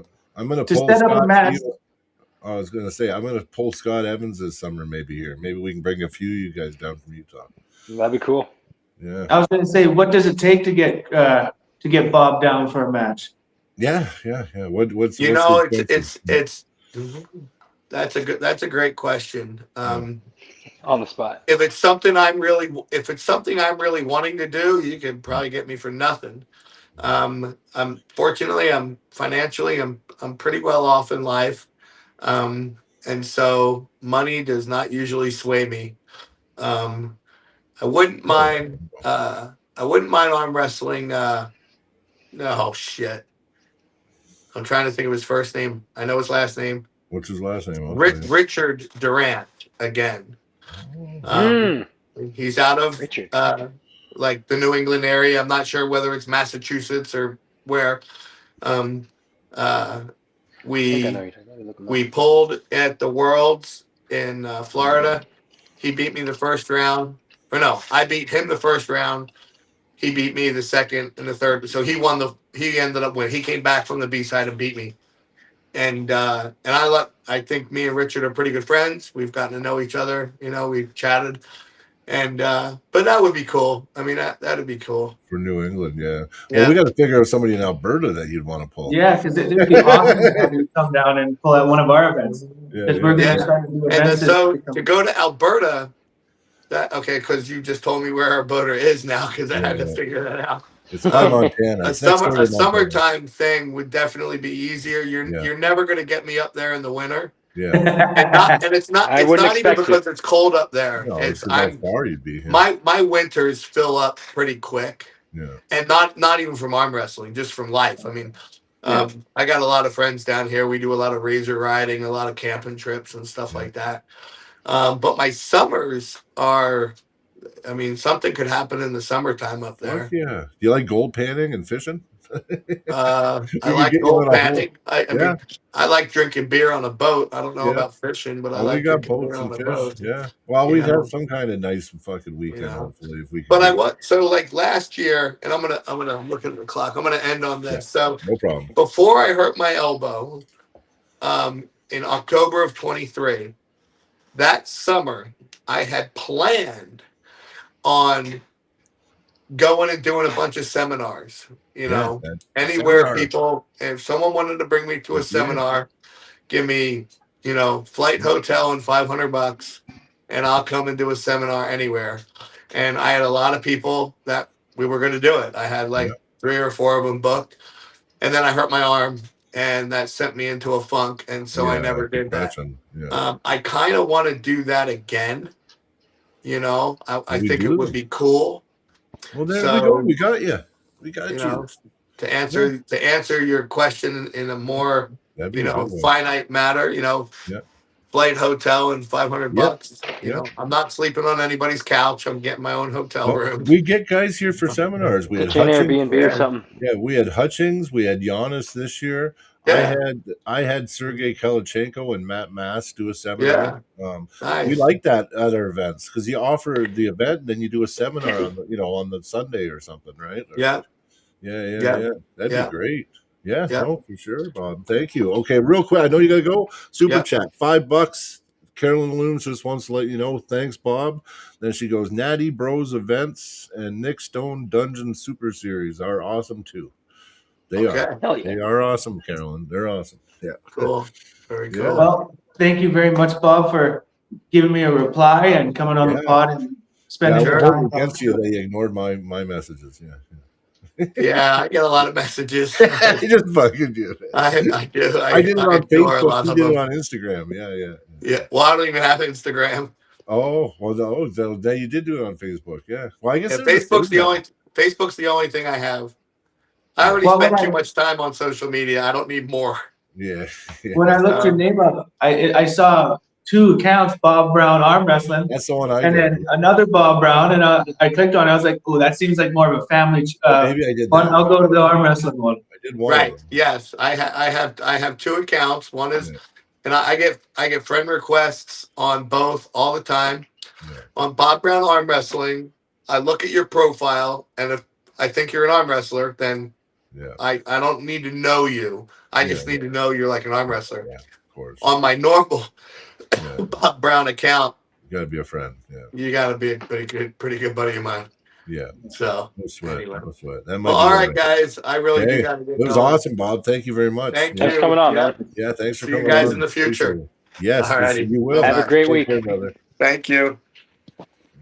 See if I can figure out how to end this. You might, thing. you might figure it out. There you go. Wow, guys, Bob Brown. Yeah. That was an awesome podcast. Yes, you guys did awesome. I was listening. I was gone for a little bit, but I was listening in. Well, I the got worst the- part was Zach got kicked out, and I can't add him back in. Oh, You can probably see me in the little picture, but you couldn't add me. Really? No, I couldn't even see in the little picture because when my phone's sideways, Ah. all I see is the screen. Oh, you couldn't. You have to scroll down. Yeah. Well, listen. But yeah, you Cody guys can't should- let us. No, Yeah, but only you the should host be can let able people to. in. No, I No, got. it says there only the host. It shows a message saying only the host. It says here that I've granted all permissions to.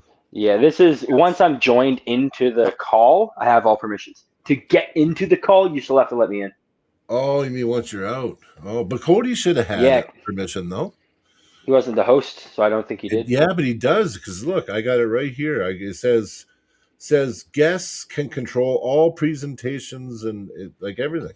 Yeah. So I'll leave again and I'll try to come back. Don't let me And in. then Cody, try to let him in. Yeah, do it. Oh, Just it's so test hard on my phone because I got. it. No, just test it. You'll see a little bleep at the top of the screen, like Zach has joined, and you just click it. You should get it. I got nothing. No, not yet. I haven't got it yet either. So I'll tell you when I get it. Yeah. Oh, and then Sir Yak. This here is a Ryofi machine. They're actually pretty solid. It's heavy. It's a good solid construction. Does 30 kg. Zach hasn't come back yet, Cody, so don't worry. But does 30 kg, 75 pounds, and it is good. You got 2 different modes. Oh, there it is, Cody. Add I Zach don't to see the- it anywhere. You don't see it? Literally with my phone being sideways the way we got it right now, Yeah. Try all doing I the other see way. is your face and my face. You don't see the names on the side? Nope. Turn your phone. Just do it for the hell of it. I just want to see if you could in the future. There. Now does it say join Zach as joined on the top of the screen? No. Well, I guess he's still. You're right, Zach. Cody couldn't see nothing. He said. Well, Cody, you can scroll down, right? I use my phone Yeah, all the no, time. I just turned my phone sideways where I could see everything, and I can't see you. Yeah, but I don't know. It Oh, yeah. says that in the settings. Sideways it or says up, you can scroll down either way though. You can scroll up or down if it's up or Yeah, sideways. I don't think you were seeing the whole. He's gotta screen. scroll Yeah, from I the don't bottom think- of the screen. Yeah, and where it says like Zach has joined, it pops up like at the very, very, very top, like very. Yeah, top. I'm telling No, you, it's not on my phone. He didn't see it Or- at the top, no.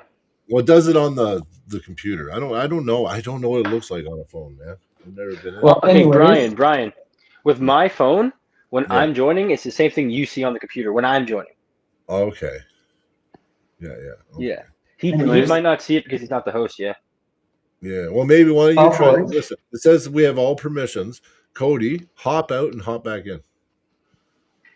I'll see if I can do it quick. Yeah, because then we know for sure, right? So hop out, Cody, hop back in. Zach, I'll add you if Zach doesn't. I'll be honest with you though, it was pretty specific before hopped saying up weird. only, it was like only the host. Oh, can you see anything right now?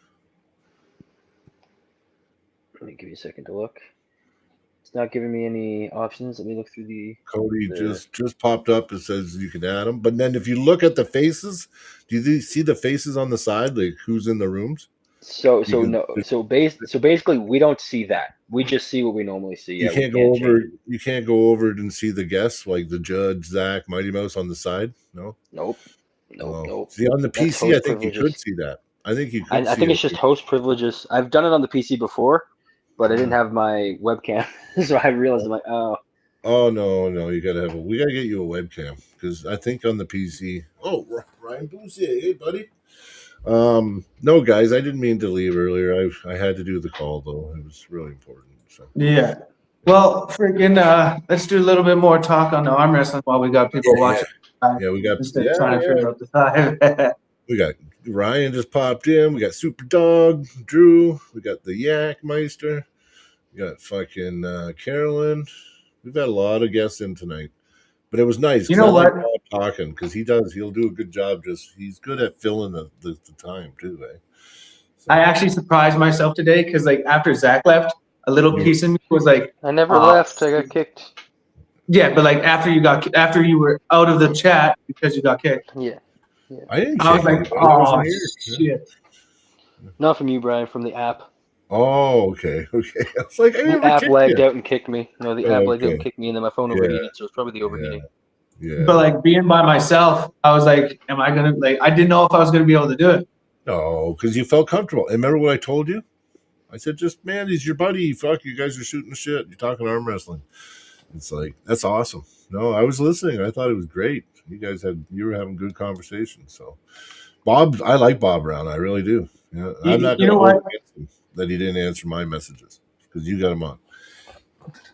I would have to say right now he would be in the upper echelons of my favorite arm wrestlers. Well, it's you know what for him, it's not about. Let me ask you about real quick, Brian. Would you consider Bob Brown 2%? Yes. Yes, in a way, but I don't look at that situation the same way the 98 look at it. So like the 98, the way they kind of look at it, I look at it differently, right? Like 2% to me, I don't even look at it as a bad thing either, or that it goes pretty deep, the 2% actually. Like really you would have to say 1% if you really wanted to break down the super elites, right? Or maybe Yeah, less. if you were being literal. If you're Like, being if you're literal, being literal, yeah. If you're being actual literal, yes, 100%, Bob would be considered a 2%. Yes. Well, if you're being literal, you got to add the millions of Indian arm wrestlers there are, which skews results heavily I as well, agree right? with that too. But at the same time, I don't look at. So when I look at the 98 too, I'm also looking at it like this. The 2% only thrive because of the 98%. Because without the 98%, there'd be no reason to be in the 2%. So like. Yeah. The 98% buys the medal, the entry fees at the tournaments. We buy the pay-per-views, we buy the merch, we kind of fund the whole thing, right? And then hopefully you get to a point one day where it gives back to you a bit. You know what I mean? That's how I look at it between the 98. I don't hate the 2%. I think the 2%, they were all 98% at one time, right? yeah. And it's exactly what every one of us is striving to achieve is one day be part of the 2%. Yeah. So I'm sorry, but I got to do this, Zach. Brian, do you think that Chuck Young is a 2%? No.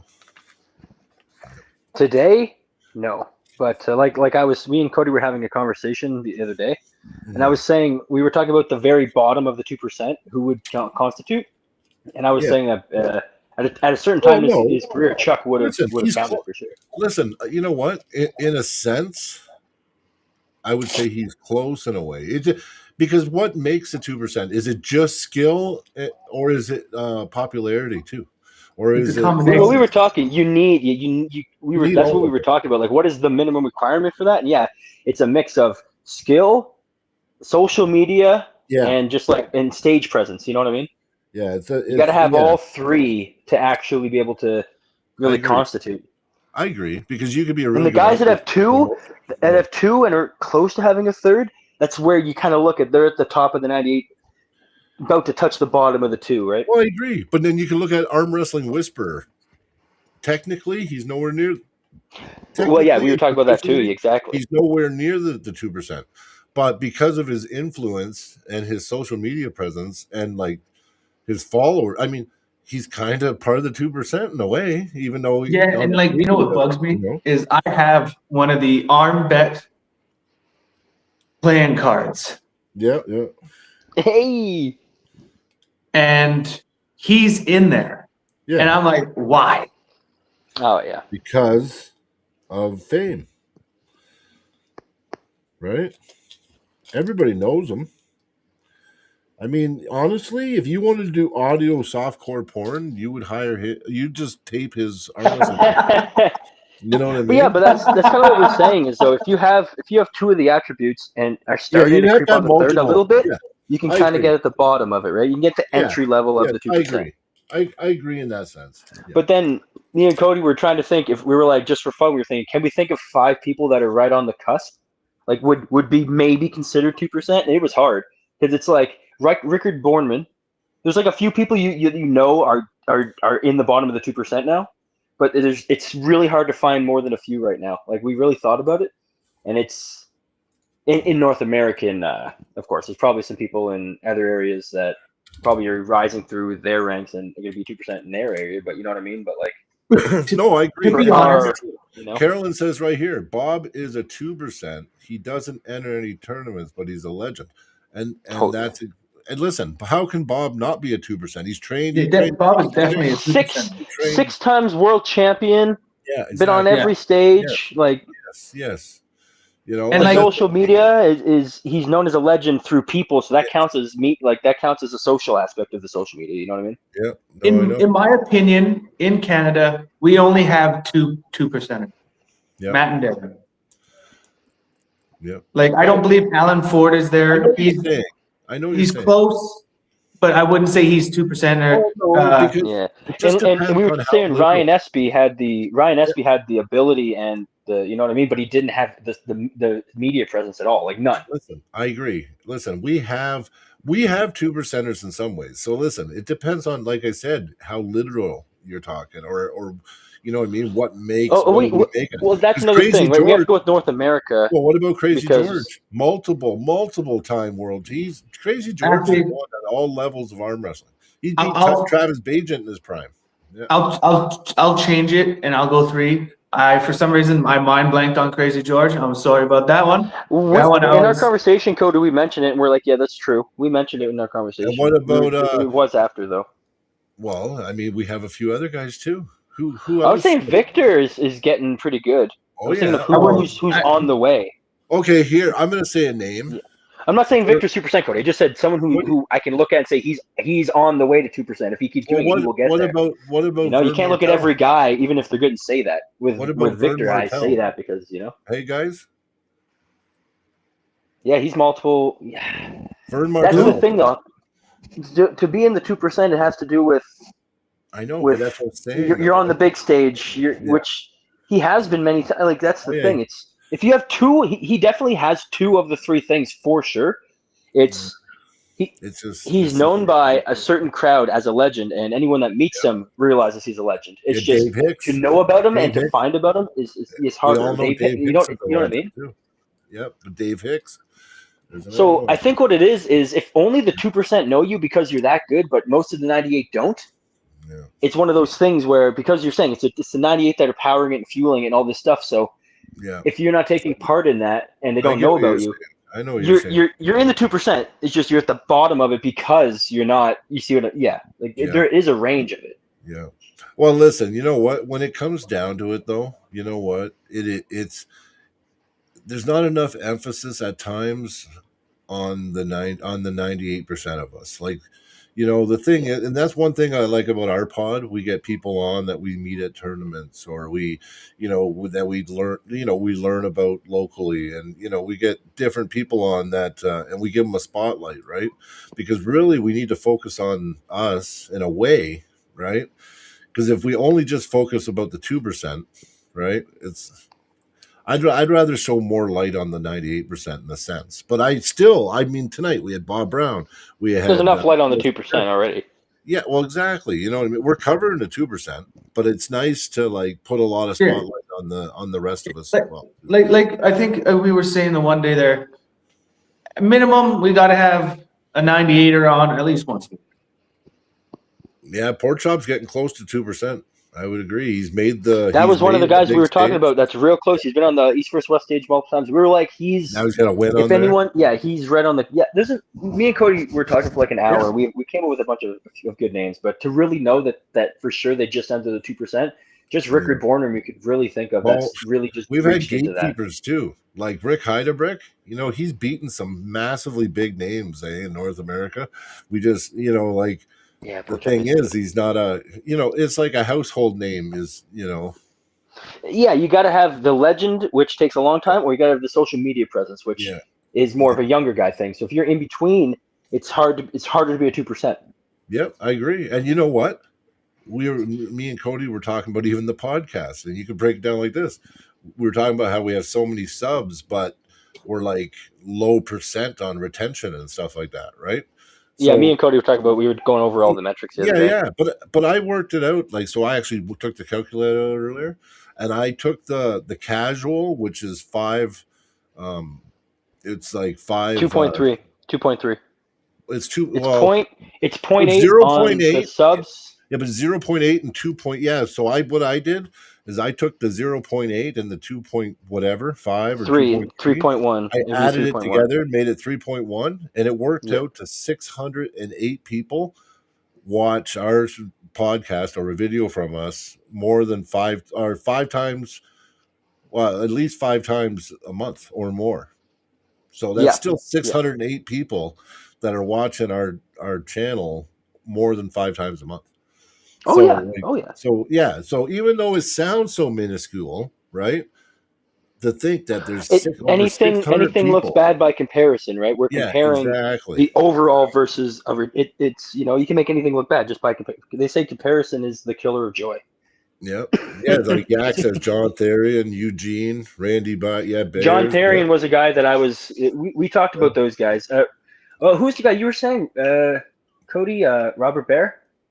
No, that's Randy we were talking about like just like you were saying, like the big stage and stuff. Because like when I said like Robert Bear, you know how Matt has that big WAL poster of him on the wall. Well, I know Robert Bear had that also. He has that poster also of him. So, and I would say he's not a 2%. Yeah. But look at Eugene. Eugene might be a 2%er, but no one knows it. I would not say. Yaktos is saying that John Therian is. I was saying that John Therian. I would say he was at bottom of 2%. Cody said he wasn't. So John Therian seems to be like a 50-50. Eugene's going to beat John Therian. He's really close. He's really close to that. Yeah, but I'm just saying, like John Therian's really close to that 2%. Yep. Whether he's just eclipsed it or if he's just underneath it, he's close. You know what I mean? And Eugene, skill-wise, I believe. Skill-wise, he's there. There you go. That's the thing. So it's just you got to be entertaining on the table. Yeah. That's the second one. It's skill, entertaining factor, and then your presence. Got a gift of making every match look like a war, and he just seems to like be able to change his power level based on the match. It's really weird. I think it's his respect for his opponent. Well, Eugene has a lot of respect for his opponent, so like he will feel their level and he'll just top it enough to beat them. Like, it just seems like he has like levels. He can just like Super Saiyan fucking blue now, or breaks the guy's arm. Like Eugene's weird. Like he'll transform. He'll be like, oh, he's stronger. Okay, boom, go up a level. You know what I mean? I go Super Saiyan. Cobra Rhodes is definitely a legend and a 2%er. He's been. If you've won if you've won world championship multiple times and you've been on the big stage and you're known, I think you're in the 2%. Now the most relevant person is going to be at the top 2%. Your relevance probably carries the most. Once you get into the 2%, the skill and entertainment falls behind the presence. And I think it's opposite before that. You need the skill and the entertainment to get there. Cobra was talking about acting. Dude, I would love to have a match with Cobra. He would break my arm in half, but I would love to have it. It'd be amazing to have him back, actually. I'd like him to come back and do the exploding hand technique again. Man, do you think... Let me ask you a question, honestly, Brian. Do you think I could. Do you think You- outside the strap I could do anything to Cobra? Do you think I You could get him to have- not pin me at least? I think his hand would be well, yeah, I do. I think outside a strap it'd be crazy because you kind of do exploding hand technique already. I definitely used exploding hand technique a lot. When Yeah, I can get it, yeah, I you will. do. 100%, I will. You definitely use it. It's it's in your arsenal. Yes. Someone asked me my top 5 favorite lightweight arm wrestlers: Cobra Rhodes and Pascal Gerard were in there. Yeah. Yeah. Well, because Pascal Gerard was the first guy I ever heard say hand control is a 360-degree thing. It's not just pronation and riser and cup. It's supination. It's wrist kickback. It's all no chop. It's all the opposites of everything people always train. And you can use those things to gain advantages and then gain it back. Like once I really understood what he was saying, it helped me a lot. It opened my eyes to, okay, I got a small hand. But there's actually like a pathway for me to beat a bigger hand if I follow the correct, you find like a Rubik's there's a Cube. There's path. different ways to solve a Rubik's Cube. You just got to There's a find it path. before they do. Yep. It's feeling the holes as they present themselves. It's like you're going Yes, through a yes. maze. Yeah, you go through a maze. And sometimes you have to give, like you'll have to supinate. You might have to Yeah, dump give your time. riser. You might have to give your wrist some kickback. But Well, that's the Devin right talked thing to about do that. at that moment. Yeah, Yeah, Devin talks so- but- about giving to gain. Yeah. Exactly, but I didn't really fully understand what it meant until Pascal Gerard drinking a beer. Someone asked him a question. That's what he said. He's like, "It's 360. When this happens, you're not giving something up. You're actually gaining something by forcing them to overpronate, or you're gaining something by forcing them to overcup so that you can get their pronate." No, I agree. This Bob Anderson says Paul Passmore's right. You know what? Paul Passmore, especially if he didn't have that hiatus, I know he broke his arm or whatever, but you know what? Paul Passmore is skill-wise and power-wise a 2%er. We just got to get him more famous and get more people talking about Paul. That's the one thing is like there's a lot of people that have He's pinned Matt in competition. He's beat Yeah. Matt. Yeah. Like what I'm saying is, like there's a lot of people that have the power and I would say the skill in Canada to contend with some of the 2%ers, Yeah, they just need the popularity. but they have almost zero social media presence and no one knows their name. Hence, like I was putting out, Zach was mentioning, you were talking to Neil about one of the twin brothers there. The Leach brothers. Yes, the Leach brothers. Kelly Well- Leach and Dustin Leach. Yeah. Dustin, Yep. you said was like because Neil was saying this other guy was number 1 in Canada, Yeah. and you're like, Alex. no, Dustin is. Yeah, Dustin. And Definitely. Neil was like, who's Dustin? He didn't even know who the fuck he was. I know. And it That's pissed because me they off. have no media presence. I know. So like, yeah, Dustin has the potential, I'd say, in his lightweight, like in the lighter weight class, to be in the top 2%. Like I think he has the skill or damn near close to having the skill to contend with the top with the 2%ers in his weight class. Yeah. But he Oh, has zero media and no one knows his name besides us people in Canada. Like you Yeah. even go across the border, they don't really know Dustin Leach's name. I know. Kelly's more known even than his brother, I think, but they both, I mean, I don't know about that. We know Kelly, we know Dustin, right? And they're both amazing pullers. They've been on top of the game. Whenever we talk about beating somebody and making a name for yourself, we talk about you got to beat those guys. You know what I mean? And I don't know how, but like in Canada, everybody knows who they are.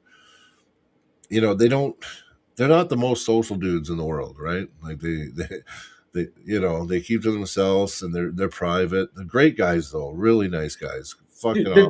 They're great dudes. They're great dudes. You know, if Gotta you're get pulling them against one of them, I don't like them so much. Not while you're pulling them, no. Because the other brother is right there Yeah, I know. screaming his head off the whole time, and all he wanted to say is, shut up! I know, they don't give a fuck about you. Yeah, no, not when the match is on. When the match is on, but you know what I like is how solid that brotherly connection, man, they have. Yeah. Like, it's like fuck the world. All that matters is me and you. You know what I mean? Like, I like that. I got to give them a lot of credit for that. You know, it's good. Like It's there, not good if if you're you- on the receiving end. No. Oh, Yeah. like when Zach was pulling, Yeah, I was yelling, "Shut the fuck up!" I know. Just in the moment, because it's almost overbearing sometimes. It's That's what kind they of want. like but they're you know what, they want that, and it fucks with you, and it puts the pressure on, man. Like, I felt bad for Zach in that match. I thought, fuck, you know what I mean? Because I could see Zach, the gears were turning. I could see Zach was stressing in that match, and Yeah. I think that match, like, listen, there was a couple things, but there always is, right? Couple calls you don't like, couple things happen you don't think should have happened, but it was so close. Like, they went the distance. They was what 3-2. Oh, dude, it was so Yeah. close. Yeah, like Zach, he almost won, right? And I mean, Yeah. we know Zach. You know what? If they do that if they would have pulled another one right after, I guarantee you it could have went the other way, like 100%. So, like to And see like that match again. Yeah, in that situation, like in the battle, like I wasn't even pulling, and I was just standing on the stage there for Zach, and you get the amp and like the fight that you get inside is so crazy. Actually, one of the Leech's uncle was getting mad yeah. that Zach had 3 guys standing on the stage at the backside there. We weren't in no one's way. And he was like, "You're only allowed one." And this was after the match. Like, if he would have done it during the match, I don't think that I'd be like, okay, whatever.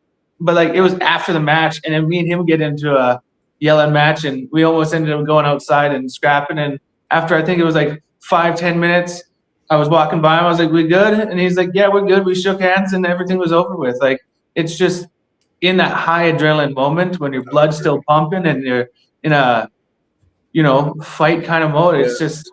No, I agree 100%. I'm gonna say this Yak toast. You know what? I think Yak, it's gonna depend on just on how you envision 2% and 98%, because like we said, me, Cody, and Zach, we all kind of had different feelings on what we consider 98% and 2%. So, you know what? If you're looking at it from a talent standpoint and that's all you care about, and you don't really give a fuck about personalities or social media or anything else, you're right. A lot of these guys definitely aren't in the 2%. The only thing But one more thing. Yeah. Out of all the arm wrestlers in the world, the 2% might be a hell of a lot bigger of a span of pullers than you realize. I can say that too. Yeah, that's literal. But like with what Yak is saying here, if he said he doesn't consider it because that would make Auden a 2%er. But no, Auden's not a 2%er. Yes, he has the social media following, but Auden does not have the skill to be a 2%er. You have to have a couple. You need a couple attributes to be a 2%. Yeah. Like, it's not just social media aspect or just skill. It's skill with presence. So presence, by presence, I mean your presence on stage, your presence online, your notoriety, people knowing you. Yeah. So fame. Yeah. But you also need the skill. You need both of them, I consider, to be a 2%er. Or if you have one, you're not a 2%er yet. Oh, no, I agree. I agree. Sheldon Leech, was that his dad or his uncle? Was that Dust? I think that was their uncle, wasn't it? Or was it? Yeah, it's their uncle, not their dad. Yeah, their uncle. Yeah. The Leech have been pulling ever. Like, honestly, I brought up matches. I was watching like a month ago matches from like 13, 14 years ago, and Kelly Leech was kicking ass. I watched him pull Bill Bellinger or something. It was like 14 years ago. And Kelly fucking came back, kicked his ass. And that guy, I looked him up. He's a world champion, one of the best in North America. And Kelly beat him 14 years ago in a super match. So I don't know, man. It's pretty crazy. Like, the Leech brothers they're definitely, they've, I don't know, multiple time national champions. Fucking, like, what more can you do? Yeah. You know, the funny thing about that situation was afterwards I went to T-Bach because it was like almost right on the stage where this was happening, where we got in each other's face. Yeah. I went to T-Bach and I was like, "Hey, sorry for making a little bit of a stink at your thing." He's like, "No," he's like, I was over here watching that going, "Fuck yeah." He's like, "We don't call it mayhem for nothing." Yeah, that's right. Yeah. So they asked if we consider Akimbo 2%. You know what? He's got a huge social media following that I didn't know was so damn fucking big. It's huge. And you know what? The way he pulled Samusha, if that was real and there was no riggery in that match, Akimbo is a real deal. I would say he's 2% for sure. I mean, that match went 5-2 or 3-2 for Samusha. It went the distance in rounds. Yeah. I mean, no one else did that to Samusha. The only one that did it to him was Paul Lynn, and he won, right? So, yeah. Anyway, yeah. If Kamusha, he has the skill in that higher level, and he has the following, then yeah, I would consider him a 2%. Oh yeah, for sure. Imagine, yeah, I know you wouldn't want that. Imagine pulling one of the. We talked about it actually. Me and Cody had this discussion. Yak. We said, what would you do if you were pulling Auden or Milo and you had Jody fucking? We'd be like, you know what? I love Devin and everything, and you know it'd be hard, but I'd be like, shut the fuck up, bitch. That's what we were saying. And you know what? I don't mind. Jody seems like a really nice person, actually. But you know what? It does seem pretty crazy, right? When you got Jody yelling all that shit, elbow, elbow, elbow, like, and especially when the elbow's on the pad and she's yelling elbow, that it would be annoying. Yeah, it'd be tough. Yeah. But you know what? That's part of arm wrestling too, you know. Like when we're fighting, we're not really friends anyway, really. The only time we're friends 100% of the time, other than when we're arm wrestling each other. When we start arm wrestling each other, you know, it's like we're not really friends at that moment, right? So I guess, you know, anything goes. Yeah, no, I do find that, you know, sitting here thinking about who's in the top 2%, who's on the cusp, what it takes to be in that top 2% is a really interesting and, you know, easy thing to be able to be debated and, like, you know, hear different points of views on. And it's Yeah. No, I know. It's just interesting to think. I mean, we did join the 98 franchise because you know what? I do believe that the 98% that we make up arm wrestling. So the concept I can get behind. Plus the biggest thing right now is the networking. So now we got fucking there's like 12 now. There's 11 states and one province that we're all joined now at the hip and we're networked together. And it's like hopefully more provinces can be franchised in. Then we can really network, right? Then arm wrestling can get really good because we can all work and help each other, right? So that's what I'd like to see. I'm excited. Like I'm glad that we're in there early, but I'm excited to see if the 98 can grow. You know, all through Canada, the state. It's already all through the states. You know, Mexico. And then go over to like England. They're talking about that. They're talking about going international with it, like Europe. Yeah, no, they are. They are talking about it. Well, when you're thinking of like the 98% and the 2%, you want everyone. You want as many people in there as possible. Well, I mean, you look at it like this. So Arm Gods, like I didn't talk to Paul Maiden, but I talked to Marcus Thompson a lot. And then they're heavily involved with 98%, right? They even did a Arm Gods 98 event at Winter Blast. They're going to be plucking talent from our league. So when our league starts up, you know what? It's everybody that's went to Arm Gods that I've talked to said their hotel was paid, their travel was paid, and they got 500 US in their pocket. Yeah. So you know what? You can't go wrong, man. If you get the opportunity to go to Arm Gods, you don't. Bob Anderson said, "What if Ryan from 98 becomes a 2%er?" That will never happen. That will never happen. That's one thing I can guarantee. Yeah, that he'll never be a 2%er. Yeah. He's probably the worst arm wrestler I've ever seen on a tape. Yeah. But you know what? I heard he's gotten stronger though, and you know what? I think a lot of that's a myth. But I don't think he'll ever be a 2%er. Yeah, yeah. I was watching one of their lives, and didn't he say he has like the lowest or the second lowest score on the Aries system? Probably because he never wins. He's minus because of his losses. No, I don't know. I'm bugging Ryan. I don't know. I actually heard he's not as bad as he lets on. You know, the problem with Ryan is that he's not very tall and he's fat as fuck and he's in the wrong weight class. Because, you know, the strength that he has and the hand and his body, if he actually went and lost the weight, you know, let's say he got thin, he'd be in a very light weight class. And I bet you any money he'd be a lot better and stronger than he thinks. How tall is he? I don't think he's very tall. I've always seen pictures. He looks short and fat.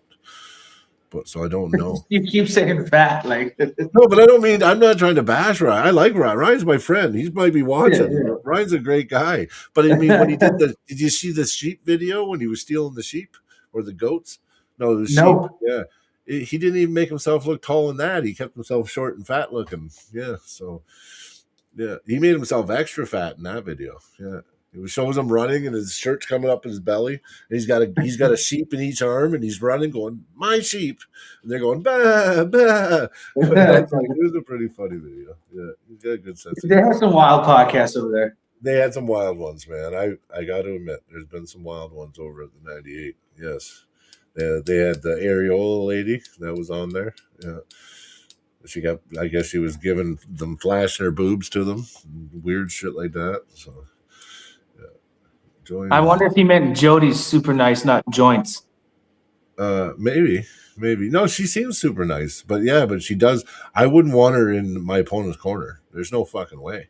It's like the Leach brothers. I'd say Jody's just like the Leach brothers, where outside of a match, they're the nicest and probably one of the best people to talk to.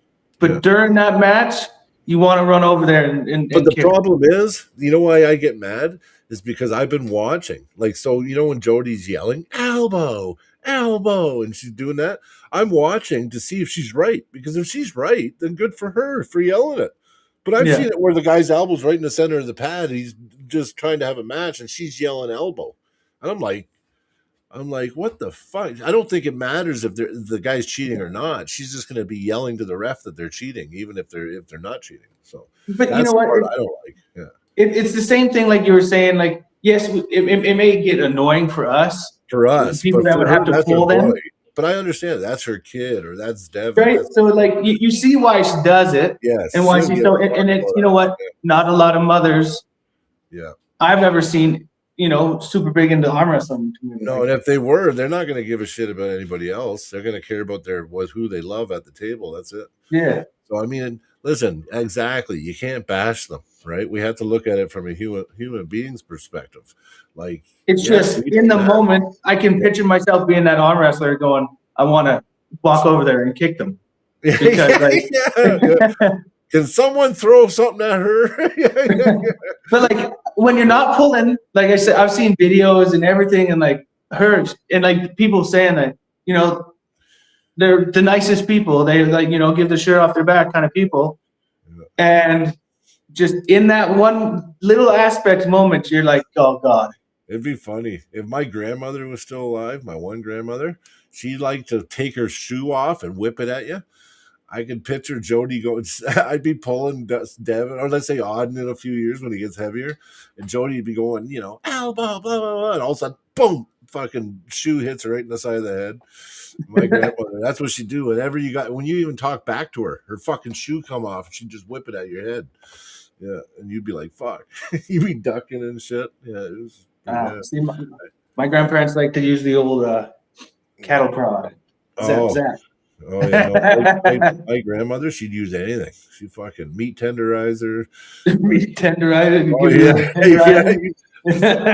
Running. Oh yeah. Okay, I'd be deacon, sliding under tables. Fucking. Oh yeah. Yeah. The old days, man. Now they do that, they take you away, right? Like when I was a kid, man, I got fucking Well, you know what I mean.